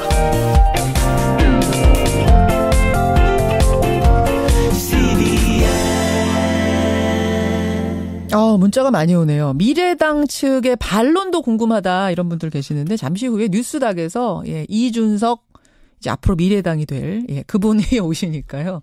이준석 위원장의 얘기를 좀 들어보기로 하고 다른 얘기 잠깐 가겠습니다. 북한이 지속적으로 가상화폐 거래소 해킹을 시도하고 있고 복수의 거래소에서 이미 수백억 상당의 가상화폐를 탈취해갔다. 이게요. 제 말이 아니고 국정원이 한 말입니다. 어제 국회 업무보고 자리에서 한 말입니다. 지난 12월에 가상화폐 거래소 UBC 해킹당한 것도 이게 북한이 개입돼 있다. 이런 얘기인데 두 가지에 놀랍니다. 하나는 아니 가상화폐 거래소에서 거래되는 액수가 하루에 얼만데 이렇게 허술한가? 이게 놀랍고요. 또 하나는 이번에도 북한인가? 예, 이게 놀랍습니다. 그 유빗 해킹 사건의 피해자를 돕고 계신 분이세요. 법무법인 정동국제의 최우석 변호사 연결을 해보죠. 최 변호사님 안녕하세요. 네, 안녕하세요. 최우석 변호사입니다. 예, 우리나라 가상화폐 거래소 해킹도 북한 소행이다. 이 소식 어떻게 들으셨어요? 국정원에서 얘기한 거는 그 레저러스라는 북한 해커 그룹이 뭐 악성 코드를 싣는 방식으로 해킹을 했다. 뭐 그런 얘기를 들었는데요. 예. 북한의 소행이라는 얘기도 나오고 뭐 이런 해킹 사건과 관련해서는 내부 소행이라는 얘기도 종종 나오고 있습니다. 그래서 내부 소행이라 하면 어디 내부요? 그 경영진 같은 아니면은 직원들이나 뭐 이런 거래소 내부 소행? 네네네. 하하. 그래서 그 일본 같은 경우에는 마운트곡스라는 거래소가 있었는데 예. 그 거래소도 해킹을 당한 적이 있습니다. 예. 그런데 그 마운트곡스 사건에서는 그 결론이 경영진의 내부 소행으로 바뀌어진 적이 있거든요. 그런 적이 있군요. 그래서 이제 어쨌든 뭐 이런 북한 소행일 수도 있고 뭐 내부 소행일 수도 있는데 어쨌든 뭐 해킹에 취약한 것은 이제 분명한 것으로 생각이 됩니다. 예, 사실은 북한에 들어가서 수사를 할 수가 없으니까 북한 해킹이다 이랬던 사건들 중에는 말끔히 밝혀진 게 하나도 없어요. 그래서 우리가 이게 진짜 북한 소행인지 아닌지 뭐 확정할 수는 없겠습니다만 다만 우리뿐만 아니라 얼마 전에 일본에서 벌어진 그 5,600억 원 해킹 사건 가상화폐 이것도 일본 당국도 북한 소행이 유력하다 이렇게 보고 있더라고요. 실제로 뭐 북한 소행이라고 볼 수도 있지만은 저는 뭐 북한 소행보다는 뭐 그런 이득을 노리는 뭐 이런 경영진이나 아니면 뭐 내부 소행일 가능성이 좀 더 크지 않을까라는 생각을 하고 있습니다. 사실 변호사님이 이 가상화폐 해킹 문제에 굉장히 정통한 분입니다. 저희가 취재를 오래 해봤는데 정통한 분인데 최 변호사님이 보시기에는 지금 내부자 소행일 가능성에 상당히 무게를 두고 계시네. 물론 수사해봐야겠습니다만 두고 계시네요. 제가 이제 이 사건을 하면서는 뭐 북한 소행보다는 다른 뭐 내부자나 이득을 노리는 집단의 소행이 아닐까. 뭐 그런. 왜 그렇게 생각하세요? 내부자 소행일 가능성에 왜 무게를 두고 계세요? 뭐 일본 같은 경우에 뭐 과거 그런 사례도 있었고, 사실 뭐 이런 가상화폐의 추적 같은 경우가 좀 힘들기도 하고 뭐 가장 쉽게 접근할 수 있는 사람들이 이제 내부자이기 때문에 북한일 수도 있지만 북한 말고 내부자도 뭐 충분히 이런 해킹의 의심이 좀 더 크지 않을까 그런 추측을 하고 있습니다. 자, 일단 거기까지 듣고 우리가 국내에서 벌어진 그 가상화폐 해킹 얘기를 좀 해봐야겠습니다. 지금까지 사건이 얼마나 있었습니까? 이렇게 해킹당한 가상화폐 거래소. 국내 해킹 사건 같은 경우에는 그 지난해 6월달에 빗썸이라는 거래소가 있는데요. 회원 정보 유출 사건도 있었고, 지난해 또 9월에는 또 코이니즈라는 곳에서 이제 또 뭐 이런 해킹 사건과 그 다음에 제가 담당하고 있는 사건 중에 하나인데 이제 유빗 거래소라고 하는데 유빗 거래소 같은 경우에는 4월에도 한번 해킹이 있었고, 얼마 전에 또 12월달에도 한 번 더 해킹이 있었습니다. 그래서 가장 4월달에는 한 55억 정도, 그리고 12월 달에는 뭐 그 당시 시세 기준으로 한 170억 정도 이렇게 해킹당했다고 알려져 있습니다. 지금까지 가상화폐 거래소 해킹 사건 중에 가장 큰 거는 12월에 유빗에서 있었던 170억 원 해킹 이거네요? 네네. 현재 우리나라에서 이제 이런 해킹 사건으로 가장 큰 거는 이제 유빗 거래소 사건이 아닐까 라고 생각을 하고 있습니다. 아니 블록체인 기술이라는 게 해킹으로부터 안전한 시스템이다. 그래서 이게 대단한 기술인 거다. 뭐 4차 산업시대를 이끄는 거다. 이런 얘기들 들었는데 이게 왜 어떻게 해킹을 이렇게 허술하게 당합니까? 아니 블록체인 기술하고 그다음에 거래소에서 있는 이 거래할 때 뭐 지갑을 쓰는데요. 뭐 하드 월렛이라고도 하고 이제 콜드 월렛이라고 있는데 잠깐만요. 그 전에 정리할 것이 블록체인 기술이라는 것은 그 가상화폐 운용 시스템을 얘기하는 거지. 지금 뚫린 거는 거래소가 뚫린 거고 다른 차원의 얘기라는 말씀이신 거죠? 네네, 그렇습니다. 예, 헷갈리시면 안 됩니다. 블록체인 기술을 가지고 거래소를 보호하는 게 아니라는 얘기예요. 네네, 거래소는 그냥 단순히 거래소일 뿐이라는 겁니다. 예. 예, 그래서 블록체인 기술과 전혀 관계가 없는 거죠. 전혀 관계가 없는 겁니다. 그 거래소는 이번에 어떻게 뚫렸습니까? 거래소 같은 경우에는 이번에 그러니까 이메일 같은 거 있지 않습니까? 이메일을 이제 보내서 그 안에 악성 코드를 심어서 이제 그 악성 코드를 기반으로 해서 이제 온라인상에 있는 가상 암호화폐를 이렇게 탈취하는 방법으로 이렇게 해킹을 했다라고 보여집니다. 아니 너무 쉽게 뚫리는 거 아니에요? 뭐 이메일 통해 가지고 뭘 심으면은 그냥 돈이 나와버린다고요?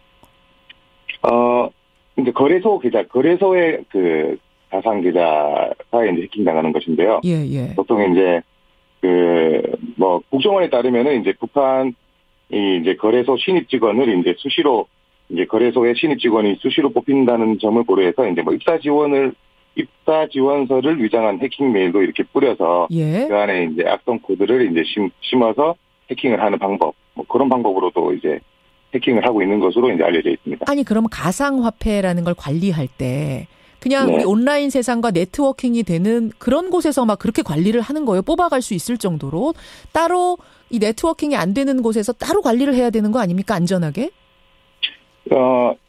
이게 이제 소규모 거래소 같은 경우에는 비용이나 서버 관리하는 그 인력 문제가 들어가지고 원래 두 군데로 나누는 게 맞습니다.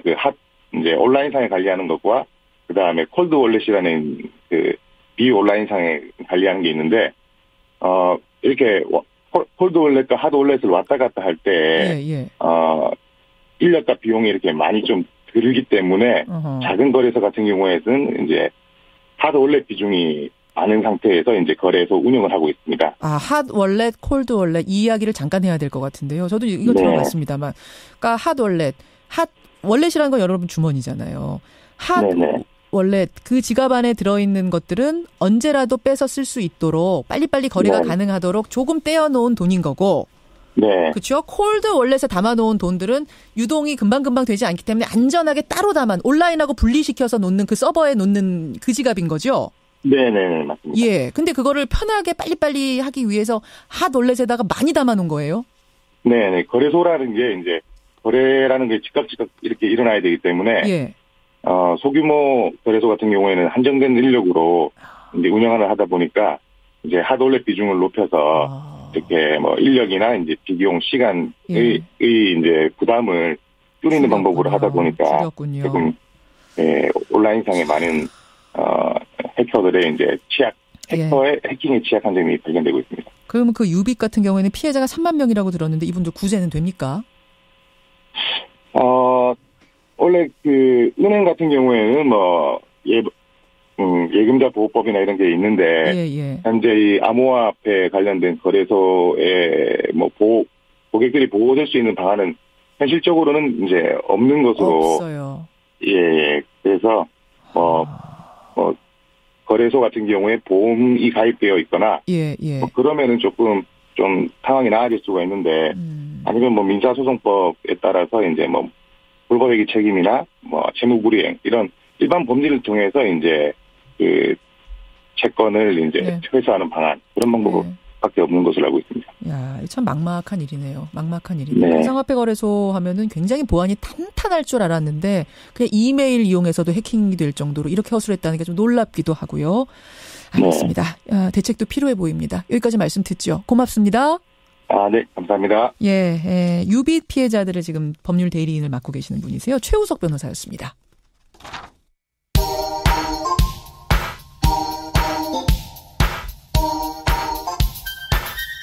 김현정의 뉴스쇼 CBS 라디오와 함께하고 계십니다. 저는 퇴근길 시사잡기 정관용입니다. 여러분의 의견들 좀 보죠. 이분은 실명으로 제가 말씀드리면 안 될 것 같아요. 청취자 신모 씨. 저 은행원입니다. 요즘 정말 단일맛 안 납니다. 누구는 채용 비리로 쉽게 들어오고 누구는 계약직부터 시작해서 한 단계 기어오르고 그러게요. 요새 채용 비리 건 터지면서 일할 맛 안 나시겠어요. 7437님. 금융권은 물론이고요. 공기업도 백으로 입사하는 직원들 많습니다. 이건 다 아는 사실입니다. 이런 말씀하시고 5709님 방송 듣다 보니까 화병 나서 못 살겠습니다. 예, 이재용 부회장 판결부터 시작해서 은행 이 채용비리 문제 등등 게다가 지금 암호화폐 거래소 해킹 사건까지 답답한 일들이 좀 많네요. 5180님 수사하다 막히면 다 북한 탓하는 겁니까? 하시면서요. 지난번에 농협중앙회 해킹 사건도 더 좀 제대로 끝까지 수사해봐야 된다. 이런 문자들 보내주고 계십니다. 9282님 삼성은 대한민국 3권 위에 있는 것 같다. 뭐 이런 생각하셨다는 분도 계시고요. 또 반면에 이 법원의 판결은 어쨌든 존중해줘야지 이것을 법 전문가가 아닌 사람들이 이러쿵저러쿵 논평하는 건 또 옳지 않다라는 이런 문자도 들어오고 있습니다. 고맙습니다. 뉴스닥까지요. 뉴스닥.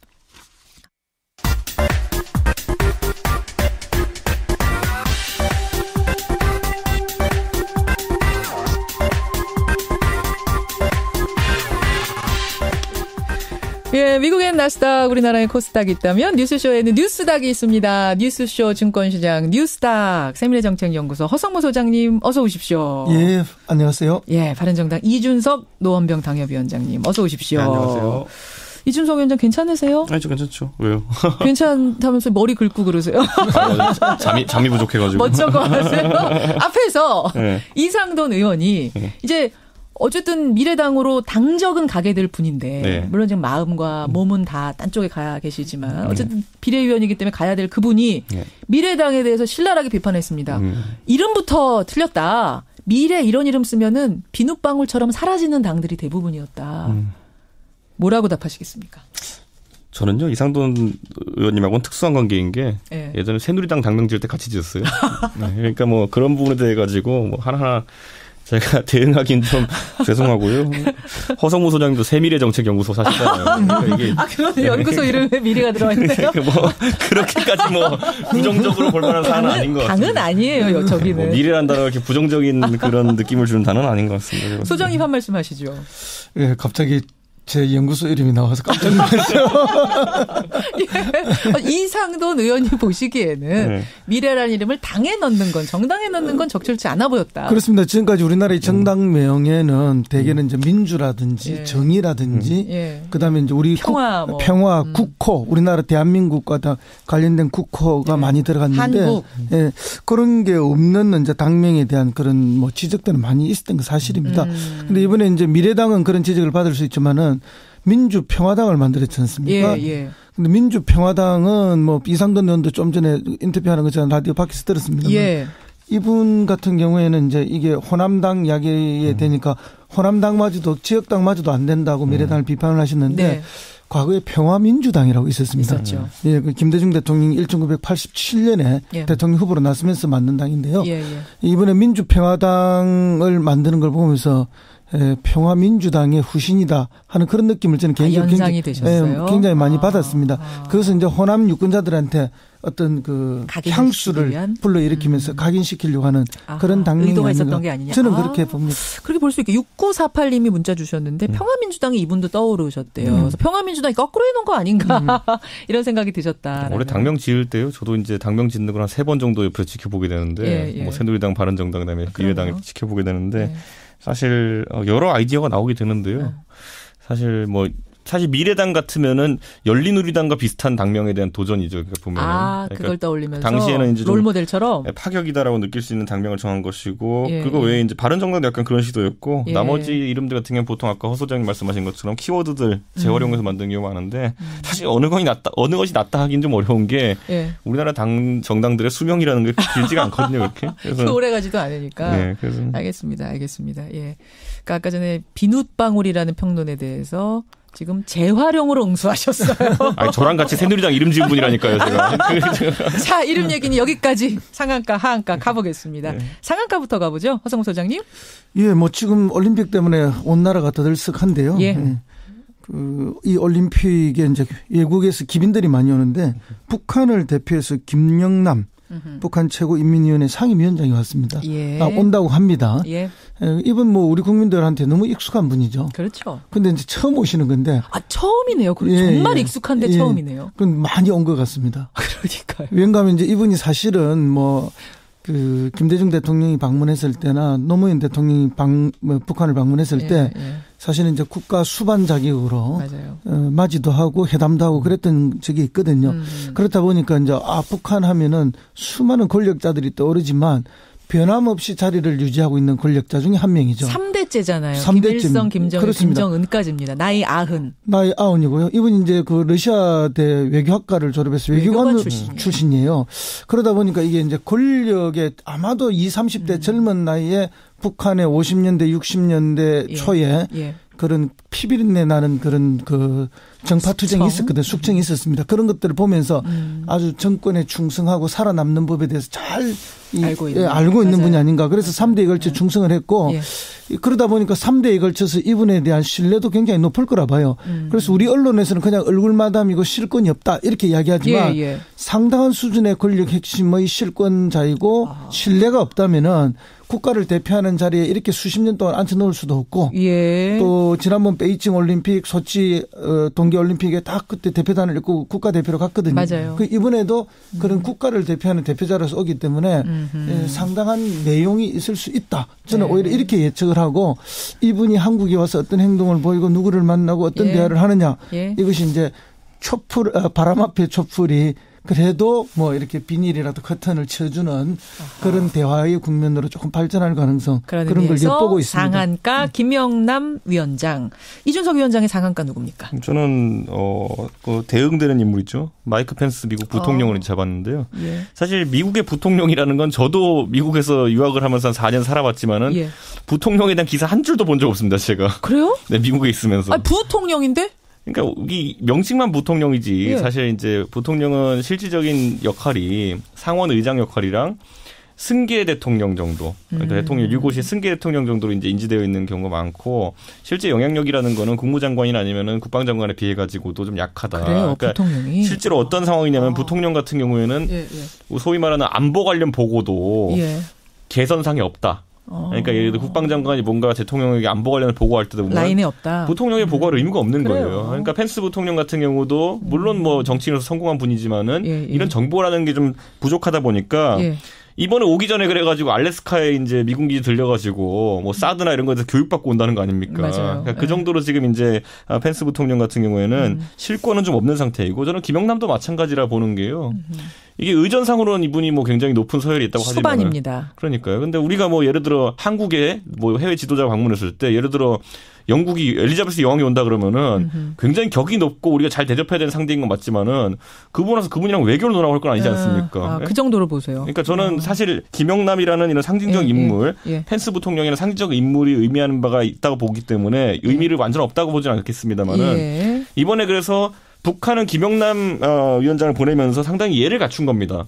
거기에 대해서 미국은 그런데 상당히 부정적인 이제 반응을 보인 것이 이번에 펜스 부통령이 오기 전에 지금 이미 말폭탄이라 해야 될까요? 여러 얘기를 하고 있고요. 인내 시대는 끝났다는 걸 내가 알려주기 위해서 가는 거다 이런 그러니까 얘기도 했다고. 첫 번째 그거, 두 번째로는 부통령의 손님 자격으로 초청한 사람이 이제 오토 원비어 씨, 그 북한에서 사망한 그 미국 대학생 원비어 아버지를 데리고 옵니다. 프레드 원비어 씨를 이제 데리고 온다는 건데 이렇게 되면요 양쪽에 이제 곤란한 상황입니다. 예를 들어 프레드 원비어 씨를 그러면은 문재인 대통령께서 만날 것이냐. 어차피 왜냐하면 대통령은 만나야 되는데 개막식장에서 마주치게 돼 있거든요. 그렇죠. 그럼 이제 거기서 예를 들어 어떤 말씀을 대통령이 건넬 것이냐. 예전에 오토 원비어 죽었을 때는 문재인 대통령께서 조전을 보내가지고 굉장히 예를 갖추셨거든요. 그런데 여기서 만약 프레드 원비어 씨한테도 비슷한 예를 갖춘다면은 그럼 그 옆에 김영남 위원장이 앉아 있는데 또 어떻게 할 거냐. 그러니까 상당히 어려운 고차방정식을 지금 이제 우리 대통령께 숙제를 던진 떠넘긴 겁니다. 자, 그럼 왜 데리고 온 걸까요? 오토 원비어의 아버지를 왜 데리고 오는 걸까요? 펜스 부통령. 아니 뭐 펜스 부통령의 전략은 분명하죠. 미국이 강력한 압박과 제재를 북한에 하고 있는데 어쨌든 북한은 이 올림픽이라는 장을 통해서 전략적으로 전환을 하고 있는 거 아닙니까? 그렇죠. 자기들이 그 제재를 뚫고 나갈 수 있는 여러 가지 방법을 모색하고 있는 것 또한 사실이죠. 고립에서 벗어나보고자 하는 몸부림이거든요. 그런 또 전 세계에 대한 제스처를 보여주는 것이고, 근데 그 부분에 대해서 이제 이렇게 펜스 부통령이 분명하게 딱 이야기를 잘라서 했잖아요. 올림픽의 정신과 효과를 하이제킹하는 것을 막으러 온다. 라고 이야기를 했습니다. 예, 그렇게 이야기를 했는데 펜스 부통령 입장에서도 이게 이중적일 수밖에 없는 거예요. 대한민국 평창에서 열리는 올림픽 성공적으로 되도록 미국이 도와줘야 되지. 일단 박수는 쳐야 되고. 예, 해야 되고. 그리고 또 북한은 또 견제해야 되는 이런 이중적인 부분이 있는 거죠. 그리고 그러니까 잘 되게 하기 위해서는 북한이 참여하는 것까지는 맞아요. 그렇죠. 안보를 위해서. 예. 그러니까 이제 뭐 굉장히 혼란스러워 우리 국민들은 보이는 면이 있는 겁니다. 근데 이제 이게 지금 그만큼 우리 이제 정세가 복잡하다는 걸 의미하는 거고요. 맞아요. 대통령은 그래서 뭐 굉장히 어려운 위치일 수도 있지만 그러나 원칙대로 하면 됩니다. 애도를 표할 일에는 표하면 되는 것이고 또 외교적으로 잘 오셨습니다. 할 곳엔 잘하고 하면 되는 거라고 저는 보고요. 눈치 안 보고. 그렇기 때문에 이제 이번에 뭐 부통령은 별거 아니다라고 이야기를 했지만 사실은 부자는 뭐 정자에 의해서 뭐 이렇게 되기 때문에 뭐 영향력이 훨씬 떨어지는 건 맞습니다. 그러나 자기가 어떤 영향력을 발휘하느냐에 대해서 역할을 크게 할 수 있는 것도 있습니다. 저도 부자를 해봤잖아요. 근데 이제 부통령은 실제로 권한이 법적으로 보장된 게 적어서 보통은 이렇게 합니다. 대통령이 부통령한테 어떤 특임을 맡기고 싶을 때는 과거에 이제 오바마 대통령이 리버만한테 했던 것처럼 예를 들어 이 건강 관련해가지고 건강보험 개혁 이슈에 대해서는 부통령이 다 맡아서 했으면 좋겠다. 이런 선언이 있을 때 그때부터 이제 힘이 주어지는 것이고 부통령은 실제로 권한이 약한 게 사실인데 저는 이번에 근데 퍼즐이 한 칸 좀 빠진 게 느낌이 드는 게 뭐냐면은 이게 뭐 일본도 아베가 온다 그러고 펜스 부통령 오고 또 이렇게 오는데 중국 누가 오는지가 잊어버렸거든요, 제가. 중국이 시진핑 주석 옵니까 안 옵니까? 안 오는 게 거의 확실한데. 지금까지 얘기 없으면 안 이 격에 그러니까 상무위원이 올 것 같아요. 그러니까 상무위원일 거잖아요. 근데 부통령과 미국 부통령과 어쨌든 김영남의 격이 있기 때문에 지금 각국에서의 격이 있기 때문에 중국에서 상당히 비중 있는 인물을 보내야 되는데 제 생각에는 항상 중국은 의전할 때 보면은 시진핑을 만나느냐 아니면 리커창 총리를 만나느냐 아니면 리커창 총리도 못 만나느냐로 세 가지로 구분된다 하거든요. 그러니까 이번에도 아마 중국에서 파견하는 인물에 대해 가지고 상무위원급이라 하지만은 상무위원도 그 나름대로의 정치적 비중이 다 다르거든요. 다 달라요. 그래서 아마 그런 전형에 있어가지고 만약에 중국이 성의 있는 자세를 보낸다면은 저는 펜스 부통령이 김영남을 상대할 리는 없다 보지만은 중국 쪽 인사는 상대할 가능성이 있다 따로 이런 생각도 하게 됩니다. 그런데 펜스 부통령은 지금 강경 발언 쏟아내면서 안 마주치게 해달라 이렇게 이야기를 했지만 그럼 김영남이 지금 그러니까 이제 그 김영남에 대해서 북한 대표단과 가능하면 이렇게 동선이 겹치지 않게 해달라는 요구를 하고 이렇게 강경한 이야기 또 북한이 싫어할 만한 곳들만 다 이야기하고 방문하고 오는 거 아니에요.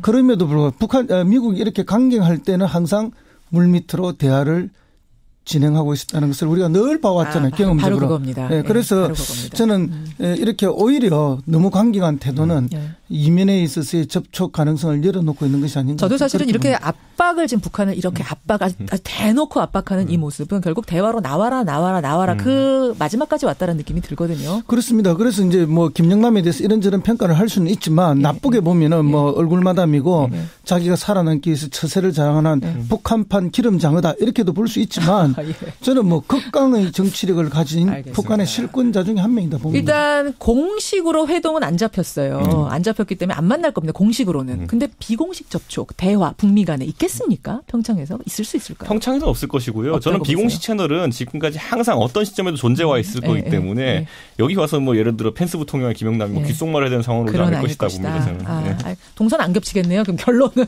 뭐 추워서 말이나 하겠어요. 둘이 앉아가지고. 또 왜 그러세요? 그래도 잘 돼야죠, 개막식. 여러 개 믿고 가면 된다. 개막식이 잘 돼야 되는 건 당연히 맞고요. 그런 의미에서 저는 이번에 좀 정치적으로 와가지고 둘이 안 만나는 건 둘째치고 말폭탄 좀 안 던졌으면 좋겠어요. 펜스 부통령도 그렇고.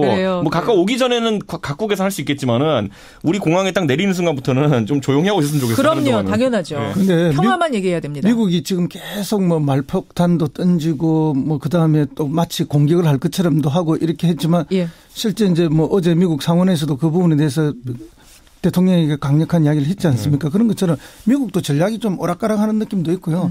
어찌 보면은 결국은 마지막엔 대화를 가기 위한 건데 그 전에 주도권을 잡기 위한 주도권 싸움. 뭐 그런 게 아닌가. 알겠습니다. 자, 뉴스닥 상한가는 두 분이 다 올림픽과 관련된 인물들, 펜스 대통령, 또 펜스 부통령, 그리고 김영남 상임위원장을 꼽아 오셨어요. 하한가 가보겠습니다. 하한가. 이번 주는 하한가 인물도 꽤 많이 보이는데 허성무 소장 누구 골라오셨어요? 저는 뭐 안태근 전 검찰국장과 검찰 출신인 최규일 자유한국당 의원을 골랐습니다. 서지현 검사가 지목한 어떻게 보면 가해자 두 사람을 골라오셨습니다. 이준석 위원장. 저는 뭐 비슷한 사건에서 박상기 법무장관을 이제 박상기 법무부 장관도 역시 구설에 올랐었죠. 두 분 또 역시 통하는 아이템이네요. 허성무 소장님. 예, 뭐 온 사회 조직 내에 지금 뭐 성추행이 없는 곳이 없죠. 그럴 만큼 우리 사회에 지금 만연되어 있어서 어떤 형태로든지 이게 이번 사건을 계기로 좀 건절되고 사회 문화 전체가 바뀌는 계기가 됐으면 좋겠는데요. 그럼에도 불구하고 이 가해자들은 바뀔 생각이 전혀 없어요. 이 안태근 전 검찰국장은 술 취해서 잘 뭐 기억이 안 난다 이렇게. 이번 기억 안 나는 전문가예요. 왜요? 국회에서 지난번에도 뭐 노회찬을 질문하니까 기억이 안 난다 이런 이야기를 했는데 이 뭐 공부 잘하고 고시 서울대 법대 나오고 고시 했던 어떻게 패스하셨는지 모르겠어요. 최고의 인사라 뭐 엘리트라고 하는 사람들이 기억이 안 난다니까 그러니까요. 정말 국민들의 어안이 벙벙하죠. 그다음에 이제 최규일 뭐 의원도 자기 명예훼손이다 지금 이러고 있어요. 대개 이제 이런 성범죄 관련해서 뭐 사실무근 명예훼손 뭐 이렇게 이야기해도 나중에 기억 안 난다는 분들 다 가면은 기억이 잘 나요. 그런 면에 있어서 이 두 분이 지금 초록이 동색이다. 그리고 검찰은 이런 사건 일어나면 그걸 조사하고 수사하고 처벌해야 되는 조직인데 이 조직이 오히려 더 심각하다는 면에 있어서 맞습니다. 그리고 그 당사자들이라는 면에 있어서 물론 뭐 본인들 지금 부인하고 있고 기억 안 난다니까 아직까지는 뭐 조금 더 수사를 해보고 조사를 해봐야 되지만 정말로 문제가 많은 사람들 아닌가. 한가 줄 수밖에 줄만합니다.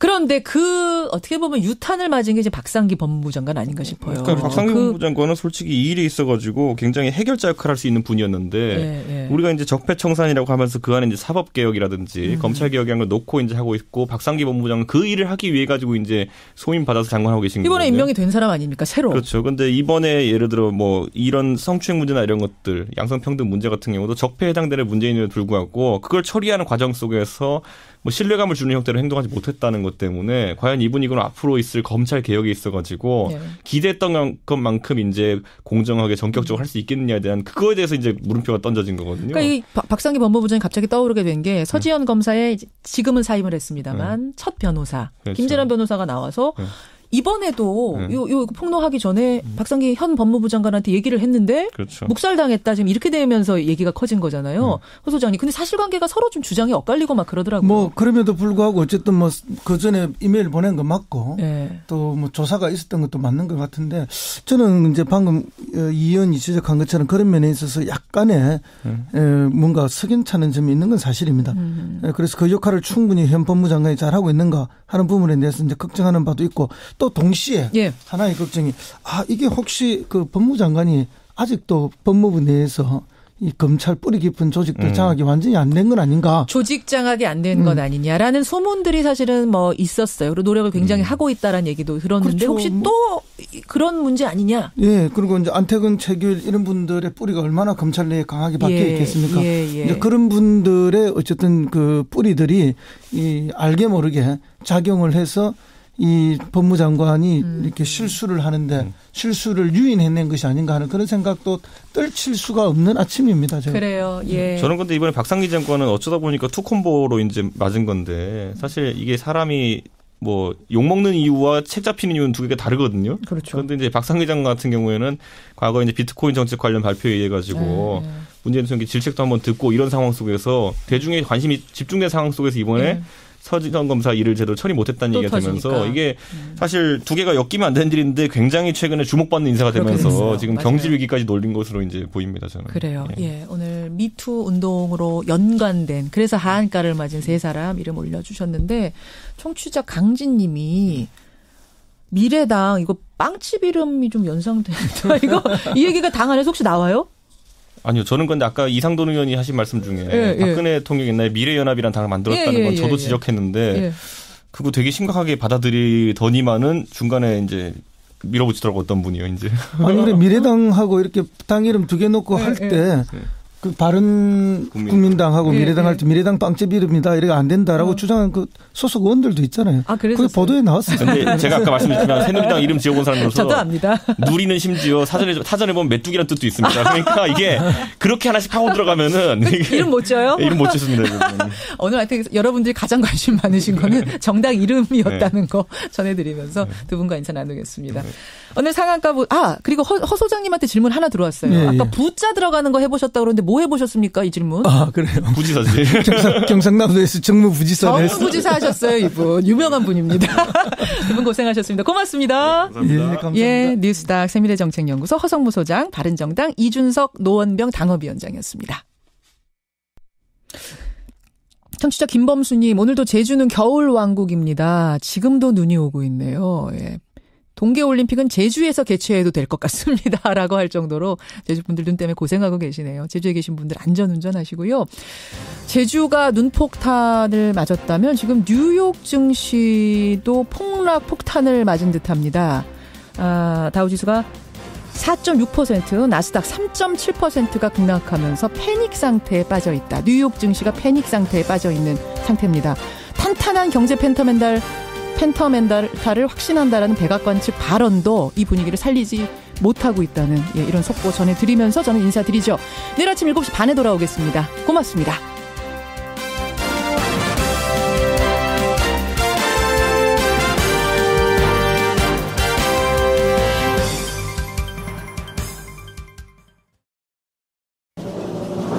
김현정의 뉴스 쇼.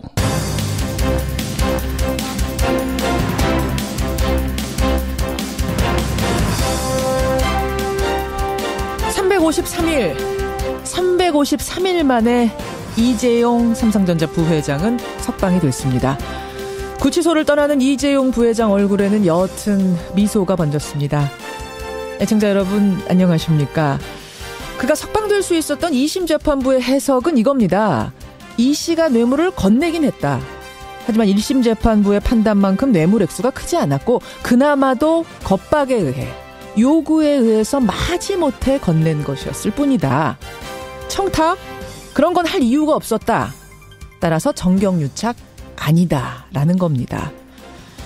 그런데요, 과거에도 정경유착은 늘 이렇게 애매해 보였습니다. 정경유착이라고 간판 딱 붙이고 유착한 일은 없었습니다. 그런데 이번만은 특수하다고 넘어가면 과연 특수하지 않은 정경유착이란 어떤 걸까요? 김현정의 뉴스쇼 출발합니다.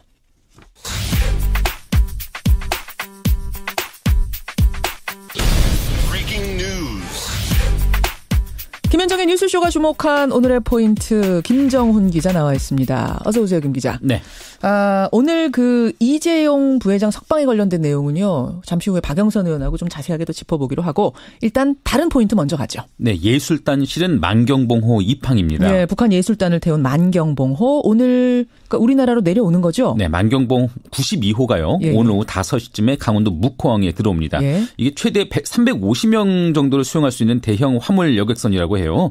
평창올림픽을 계기로 강릉과 서울에서 공연하는 북한 삼전 관현악단 140여 명을 태우고 오는 것이죠. 그렇죠. 현성월 단장이 이끄는 이들 예술단은 8일 강릉에서 또 11일 서울 국립극장에서 공연을 펼칠 계획이고요. 예.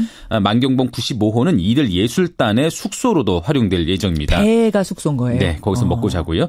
앞서 2002년 부산 아시안게임 때도 만경봉 92호는 북한 응원단을 싣고 온 뒤에 응원단의 숙소로 사용된 적이 있습니다. 그 배군요. 네. 그 배 만경봉 92호. 문제는 네. 북한 선박의 입항이 지금 사실 대북 제재에 걸린다는 거 아닙니까? 그렇죠. 그 천안함 피격 이후 취해진 이른바 524 조치, 그 524 조치에 따른 것인데요. 예. 524 조치는 북한 선박의 우리 해역 운항을 불허한다 이런 내용을 포함하고 있거든요. 맞아요. 이에 대해서 통일부는 평창올림픽의 성공적 개최를 지원한다는 차원에서 만경봉 92호의 묵호항 입항을 524 조치에 예외로 적용하기로 했다 이렇게 밝혔습니다. 이런 예외 적용의 사례가 있습니까? 앞서서는요. 2013년에 낮은 하산 물류 사업을 524 조치 예외 사업으로 그렇게 있었군요. 인정한 적이 있죠. 그래요. 다음 포인트 보죠. 네, 특수활동비 MB가 주범입니다. 예, 뇌물로 쓰인 국정원 특수활동비 그 사건에 주범이 이명박 전 대통령이라는 말이 지금 검찰에서 흘러나온 거죠. 주범이란 단어가. 검찰 수사 결과에 따르면 그렇다는 것이죠. 예. 이명박 정부 국가정보원의 청와대 특수활동비 상납 의혹을 수사 중인 검찰이 어제 김백준 전 청와대 총무기획관을 구속 기소했거든요. 그렇죠. 국정원 측으로부터 총 4억 원의 불법 자금을 받아 챙긴 혐의를 받고 있죠. 예. 그런데 공소장에서 김 전 기획관을 이번 사건의 방조범으로 이 전 대통령을 주범으로 적시를 했습니다. 예. 그러니까 김백준 전 기획관은 처음엔 혐의 내용 자체를 부인했다가 이후에는 이 전 대통령의 지시로 국정원 자금을 보관하고 경력검으로 활용했다 이런 진술을 한 것으로 알려지고 되니까 있고요. MB가 주범이 되는 거죠. 네. 이에 따라서 이명박 전 대통령에 대한 조사는 물론 기소가 불가피해졌는데요. 그렇죠. 검찰은 평창올림픽 폐막 이후에 소환 조사하는 방안을 검토 중이라고 하네요. 지금 이 전 대통령 측은 모욕 주려는 짜맞추기 수사다 이렇게 반발을 하고 나섰는데 이건 보겠습니다. 어쨌든 올림픽 이후가 될 것 같아요. 네. 마지막 포인트 가죠. 다시 개헌안 불지피는 청와대입니다. 문재인 대통령 개헌에 대해서 다시 강한 의지를 밝혔습니다. 네, 문 대통령이 정책기획위원회에 정부 개헌안 마련을 지시를 했습니다. 예. 지방선거와 함께 개헌 국민투표를 하려면 시간이 얼마 남지 않았다. 그러니까 국회 합의만 바라볼 수 있는 상황이 아니다. 이런 입장도 밝혔고요. 예. 이에 따라서 개헌 문제가 전국의 핵심 이슈로 자리 잡을 것 같은데요. 아시다시피 자유한국당은 관제 개헌으로 몰아붙이면서 응할 수 없다고 밝힌 상태여서 전국이 냉각될 가능성이 높네요. 여기까지 오늘의 포인트. 김정훈 기자 수고하셨습니다. 네. 서울고등법원은 이재용 삼성전자 부회장에게 1심을 깨고 징역 2년 6개월에 집행유예 4년을 선고했습니다. 1년 동안 저를 돌아볼 수 있는 소중한 시간이 되었습니다. 앞으로 더 세심하게 살피고 열심히 하겠습니다. 박근혜 전 대통령과의 영차 독대는 없었다. K스포츠 미르재단과 동계스포츠 영재센터에 대한 출연금은 뇌물 아니었다. 승마 지원을 위해서 독일 계좌로 돈 예치한 것, 그거 국외재산 도피로 볼 수 없다. 오로지 뇌물이라면 정유라 씨한테 간 그 승마 지원금뿐인데 그것조차도 어쩔 수 없이 겁박에 의해서 건넨 요구형 뇌물일 뿐이다. 이것이 어제 이재용 부회장에 대한 2심 재판부의 판결입니다. 그러니까 뇌물이 없었던 건 아니다. 뇌물이 있긴 있었지만 1심 판단만큼 그렇게 많지 않았고 그나마 끝에 낸 돈이었다. 이 논리입니다. 어떻게 생각하세요? 저는 굉장히 그 대목에 분노하고 있는데요. 1995년도, 그러니까 그 당시부터 이건희 회장의 재산 승계와 관련된 이재용 부회장과 관련된 재판이 지금까지 약 20여 년간 계속되고 있지 않았습니까? 그렇죠. 예. 그런데 그것의 핵심은 어떻게 해서든지 법망을 피해서 세금을 덜 내고 재산을 승계하는 것인데 결국은 궁극적으로 삼성이 국민의 노후 자금인 국민연금까지 동원을 해서 삼성물산과 제일모직의 합병과 관련된 이런 부분까지 손을 댔다는 것이거든요. 예. 그런데 이 부분은 이미 국민연금과 관련된 그 부분에 관련된 사람들이 이미 지금 구속되어 있는데요. 예. 그 구속되어 있는데 그 부분 자체를 지금 재판부가 부정하는 것이거든요. 그러니까 이것도 또한 재판상에 상당한 모순이 있는 것입니다. 예. 네.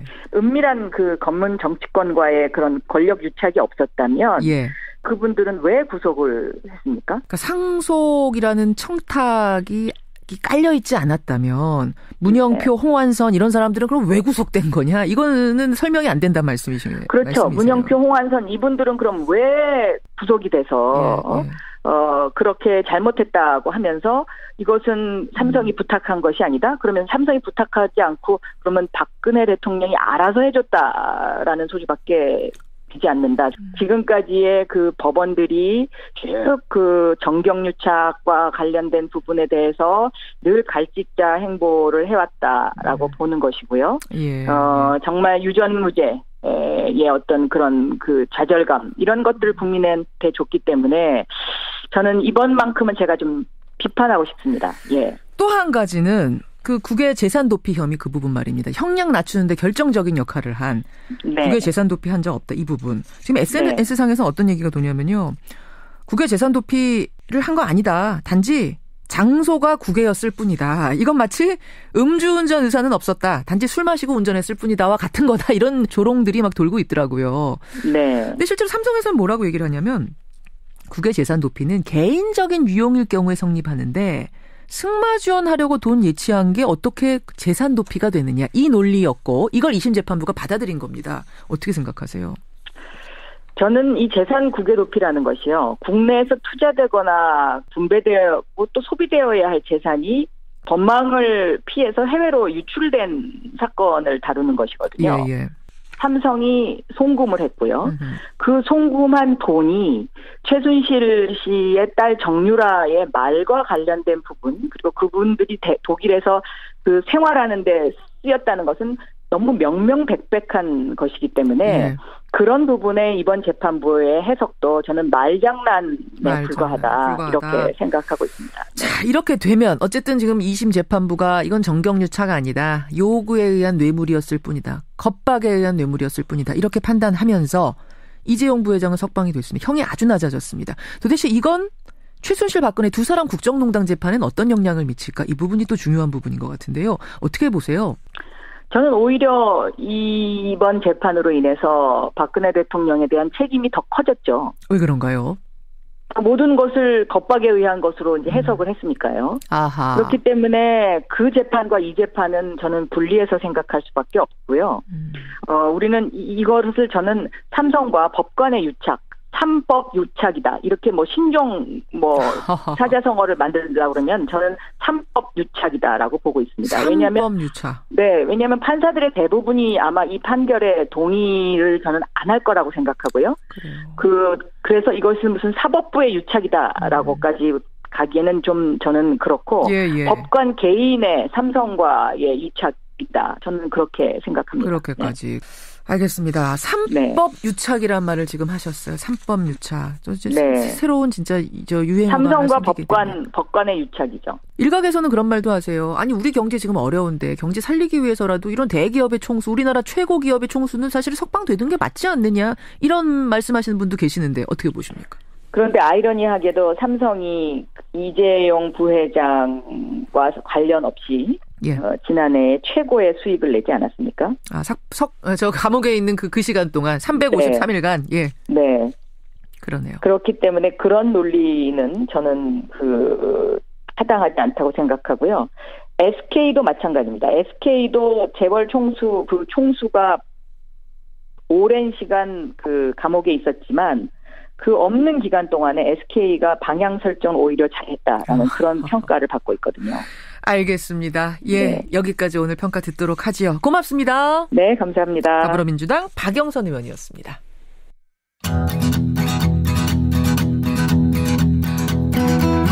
김현정의 뉴스쇼는 청취자 여러분의 참여로 이루어집니다. 트위터, 페이스북, 레인보우 게시판, 그리고 단문 50원, 장문 100원의 유료 문자 샵 1자 낸 거군요. 네. 그러다 보니까 윗선까지는 지금 못 간 거예요. 조금 조가리 찾아내가지고 우리한테 혐의 뒤집어 씌우려고 하는데 우리 떳떳하다. 한번 찾아내 볼 테면 한번 찾아내 봐라. 이런 식으로 지금 태도를 보이는 거예요. 은행권이 채용 비리가 드러났음에도 불구하고 당당한 이유. 세 번째는 뭡니까? 세 번째인가는 든든한 뒷배경이 있기 때문이다입니다. 어떤 배경이요? 그러니까 금감원 감사에 은행권이 맞설 수 있는 가장 큰 이유는요. 제가 볼 때 뒤에 회장님들이 있기 때문이에요. 무슨 회장? 윤정규 국민, 김정태 하나금융지중 회장이 최근에 셀프 연임했다고 해서 비판이 일었거든요. 금감원에서 이거 절차 중단하라. 지금 채용비리 검사가 진행 중이니 잠깐 멈춰달라고 했는데 임명 절차 강행해버렸어요. 사실상 연임된 거나 마찬가지거든요. 직원들 입장에서 회장님이 아니라고 하는데 회장님이 우리 그냥 떳떳하다고 가라고 하지 않냐.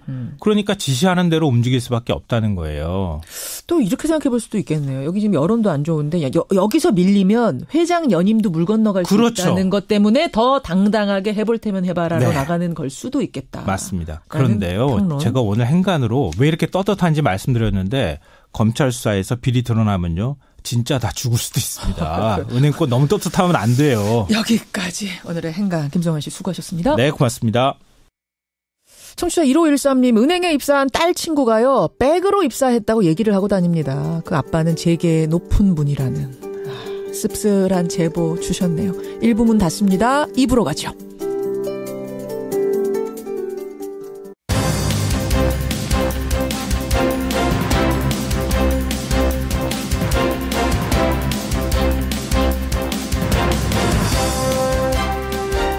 뉴스쇼 2부 출발합니다.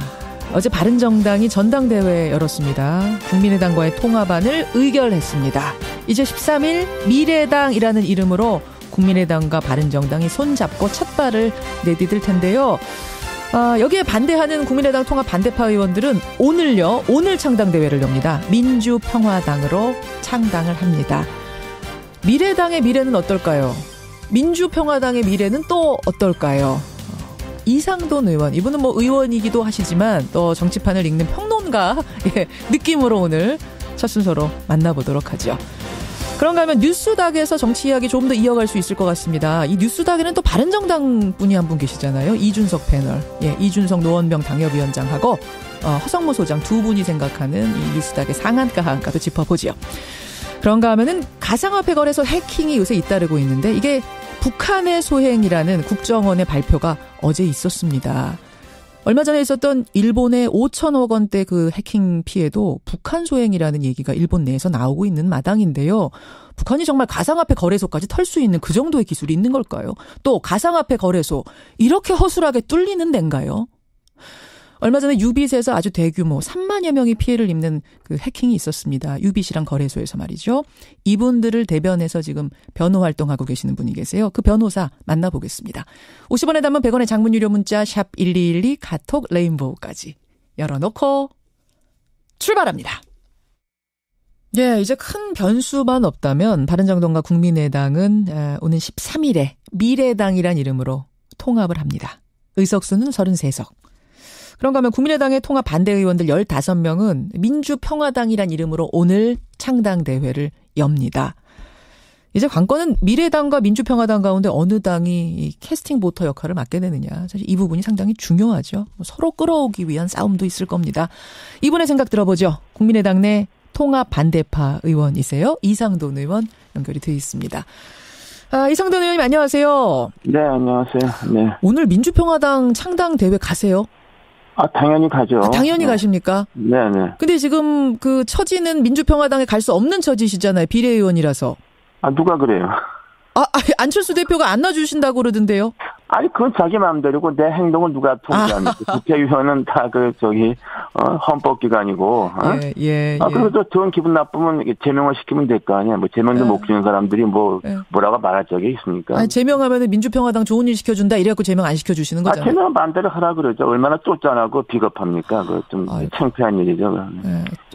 또 오늘 시작부터 좀 열받으셨어요, 이상돈 의원님. 어쨌든 오늘 질문이 좀 우스운 거죠. 그래요. 민주평화당 당연히 창당대회 난 갈 거다. 그 말씀이세요.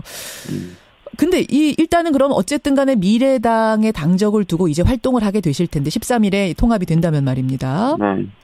그 후에도 이 출당 조치는 뭐 계속 없을 거라고 보세요. 어떻게 예견들 하고 계세요? 그 세 분의 비례의원들은. 글쎄요. 제 기대하기는 지방선거 전후까지는 해결이 됐으면 하고 하지만, 그럼 자기들이 하기 싫다면 그만이죠. 어떻게 하겠습니까?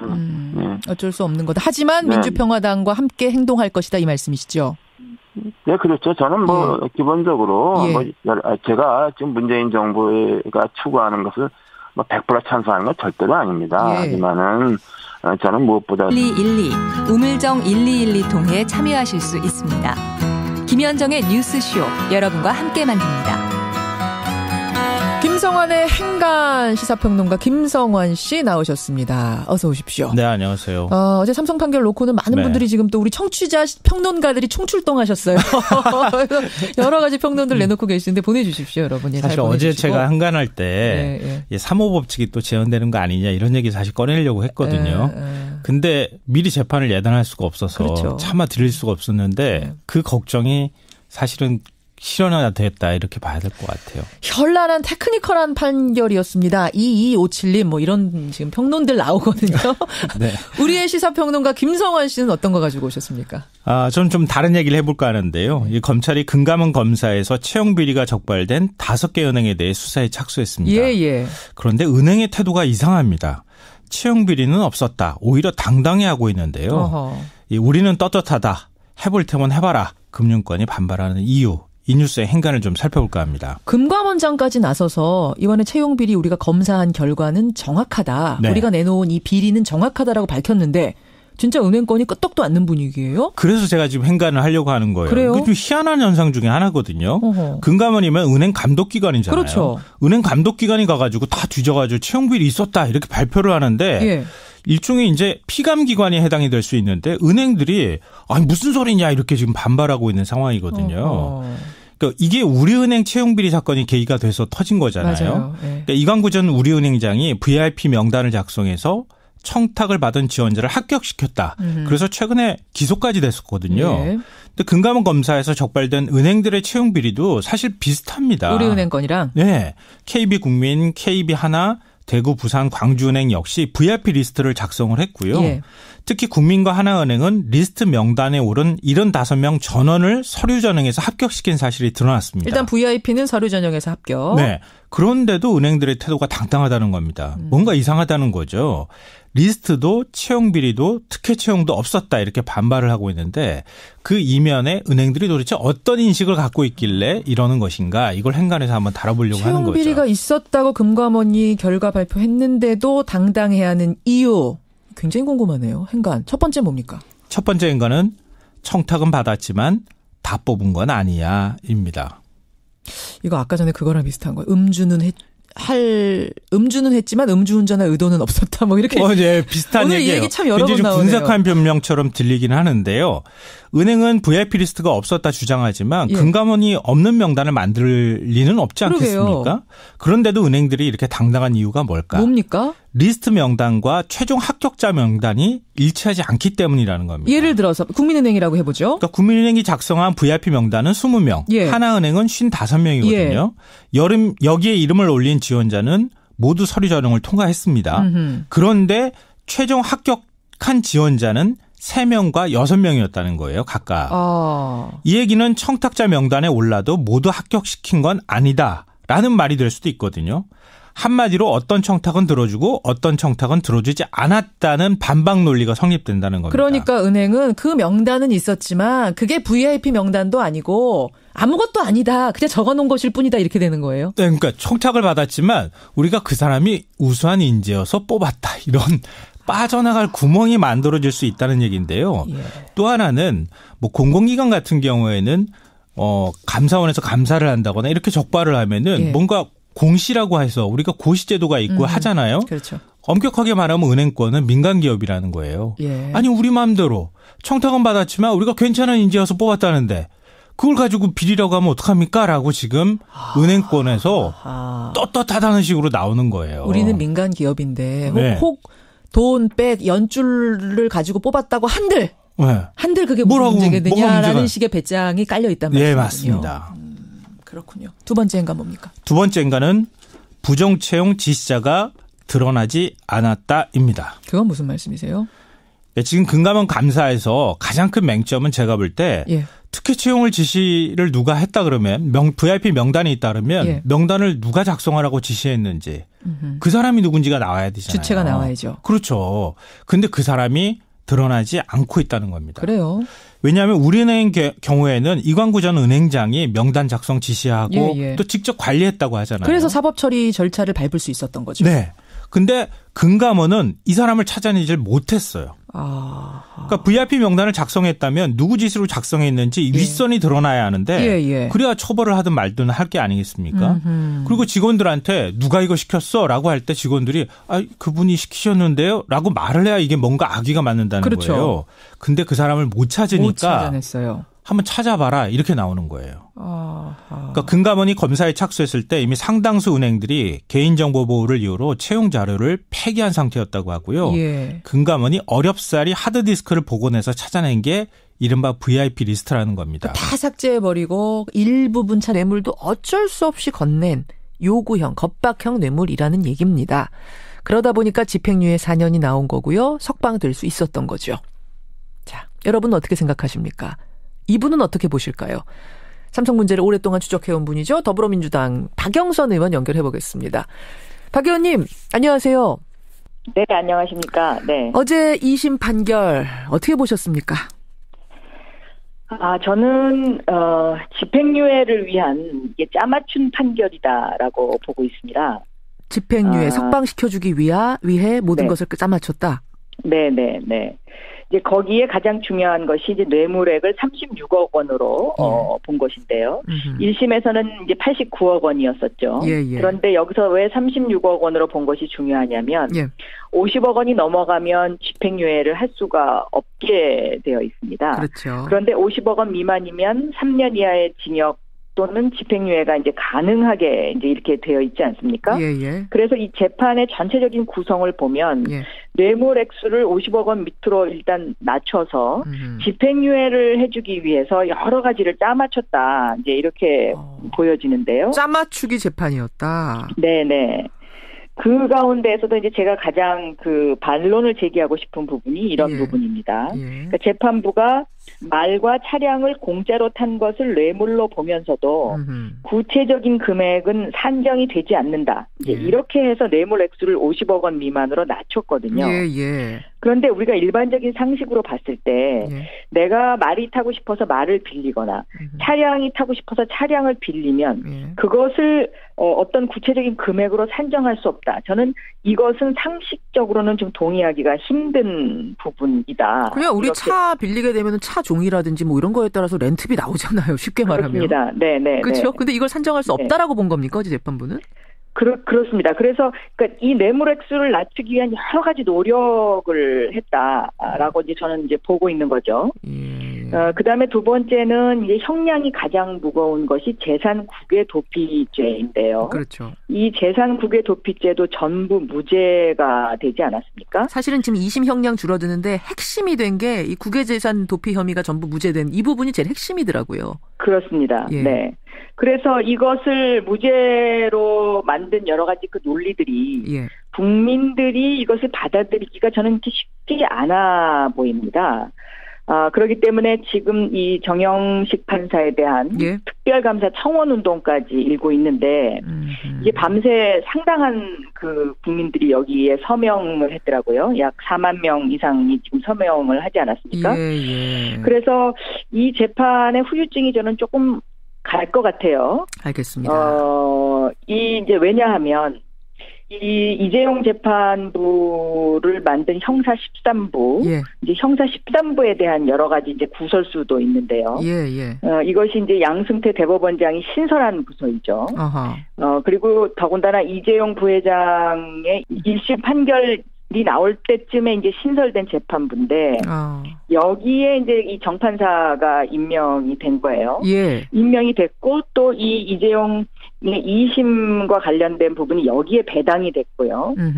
그런데 이 정판사의 어떤 이제 여러 가지 지금 구설수에 오르는 것 중에 이걸 뭐 정확하게 좀 확인해 볼 필요가 있습니다만은 자유한국당 김진태 의원과 친인척 관계에 있는 것으로 지금 보여지고 있어요. 그런 이야기들이 돌더라고요. 네. 이런 여러 가지 그 정황들이 저는 상당한 앞으로의 그 법원의 위상과 권위와 그런 어떤 잣대에 있어서 여러 가지 구설수를 수반할 수밖에 없는 상황이 아닌가 이제 이렇게 보고 있습니다. 그러면 박 의원님이 의심하시기에는 이 13부라는 곳이 이번 이재용 재판을 위해서 만들어진 곳이다, 기획된 곳이다 이렇게까지도 의심이 드신단 말씀이세요? 기획된 곳이다라고는 말하기는 조금 너무 많이 나간 것 같긴 합니다만은 지난번 그 양승태 대법원장에 대한 이런저런 어떤 깨끗하지 못한 시선들이 있는 가운데에 국민들로부터 의심받을 만하다. 의심받을 만하다라는 그런 정황상. 거죠. 그리고 국민들로부터 법원이 의심받지 않고 신뢰받기 위해서는 이러한 구설수 있는 일을 하면 안 되고요. 알겠습니다. 또 만약에 이 정판사가 정말로 지금 떠도는 소문처럼 자유한국당의 뭐 박선영 의원이라든가 김진태 의원과 그 친인척 관계에 있는 판사라면 저는 이런 것은 스스로 제척을 하든지 법원 스스로 제척을 하든지 아니면 이런 구설수를 없애는 것이 법원 행정처가 해야 될 일이다라고 저는 보고 있는 것입니다. 저희도 하여튼 확인을 좀 더 해보고 확정이 되면 이 부분 더 말씀을 드리기로 하고요. 이게 사실이라고 하면은 이건 제척해야 될 사유가 아니었는가, 의심을 낳을 만하다 이런 말씀. 자, 그렇습니다. 비판을 받을 만하죠. 네. 그러면요, 지금 삼성 측의 얘기를 좀 제가 반론을 전해보겠습니다. 우리는 청탁할 이유가 없었다 그 당시에. 현직 대통령이 달라고 하는데 이거 안 줄 수 있겠느냐? 우리한테는 이게 압박으로 느껴졌고 겁박으로 느껴졌기 때문에 마지못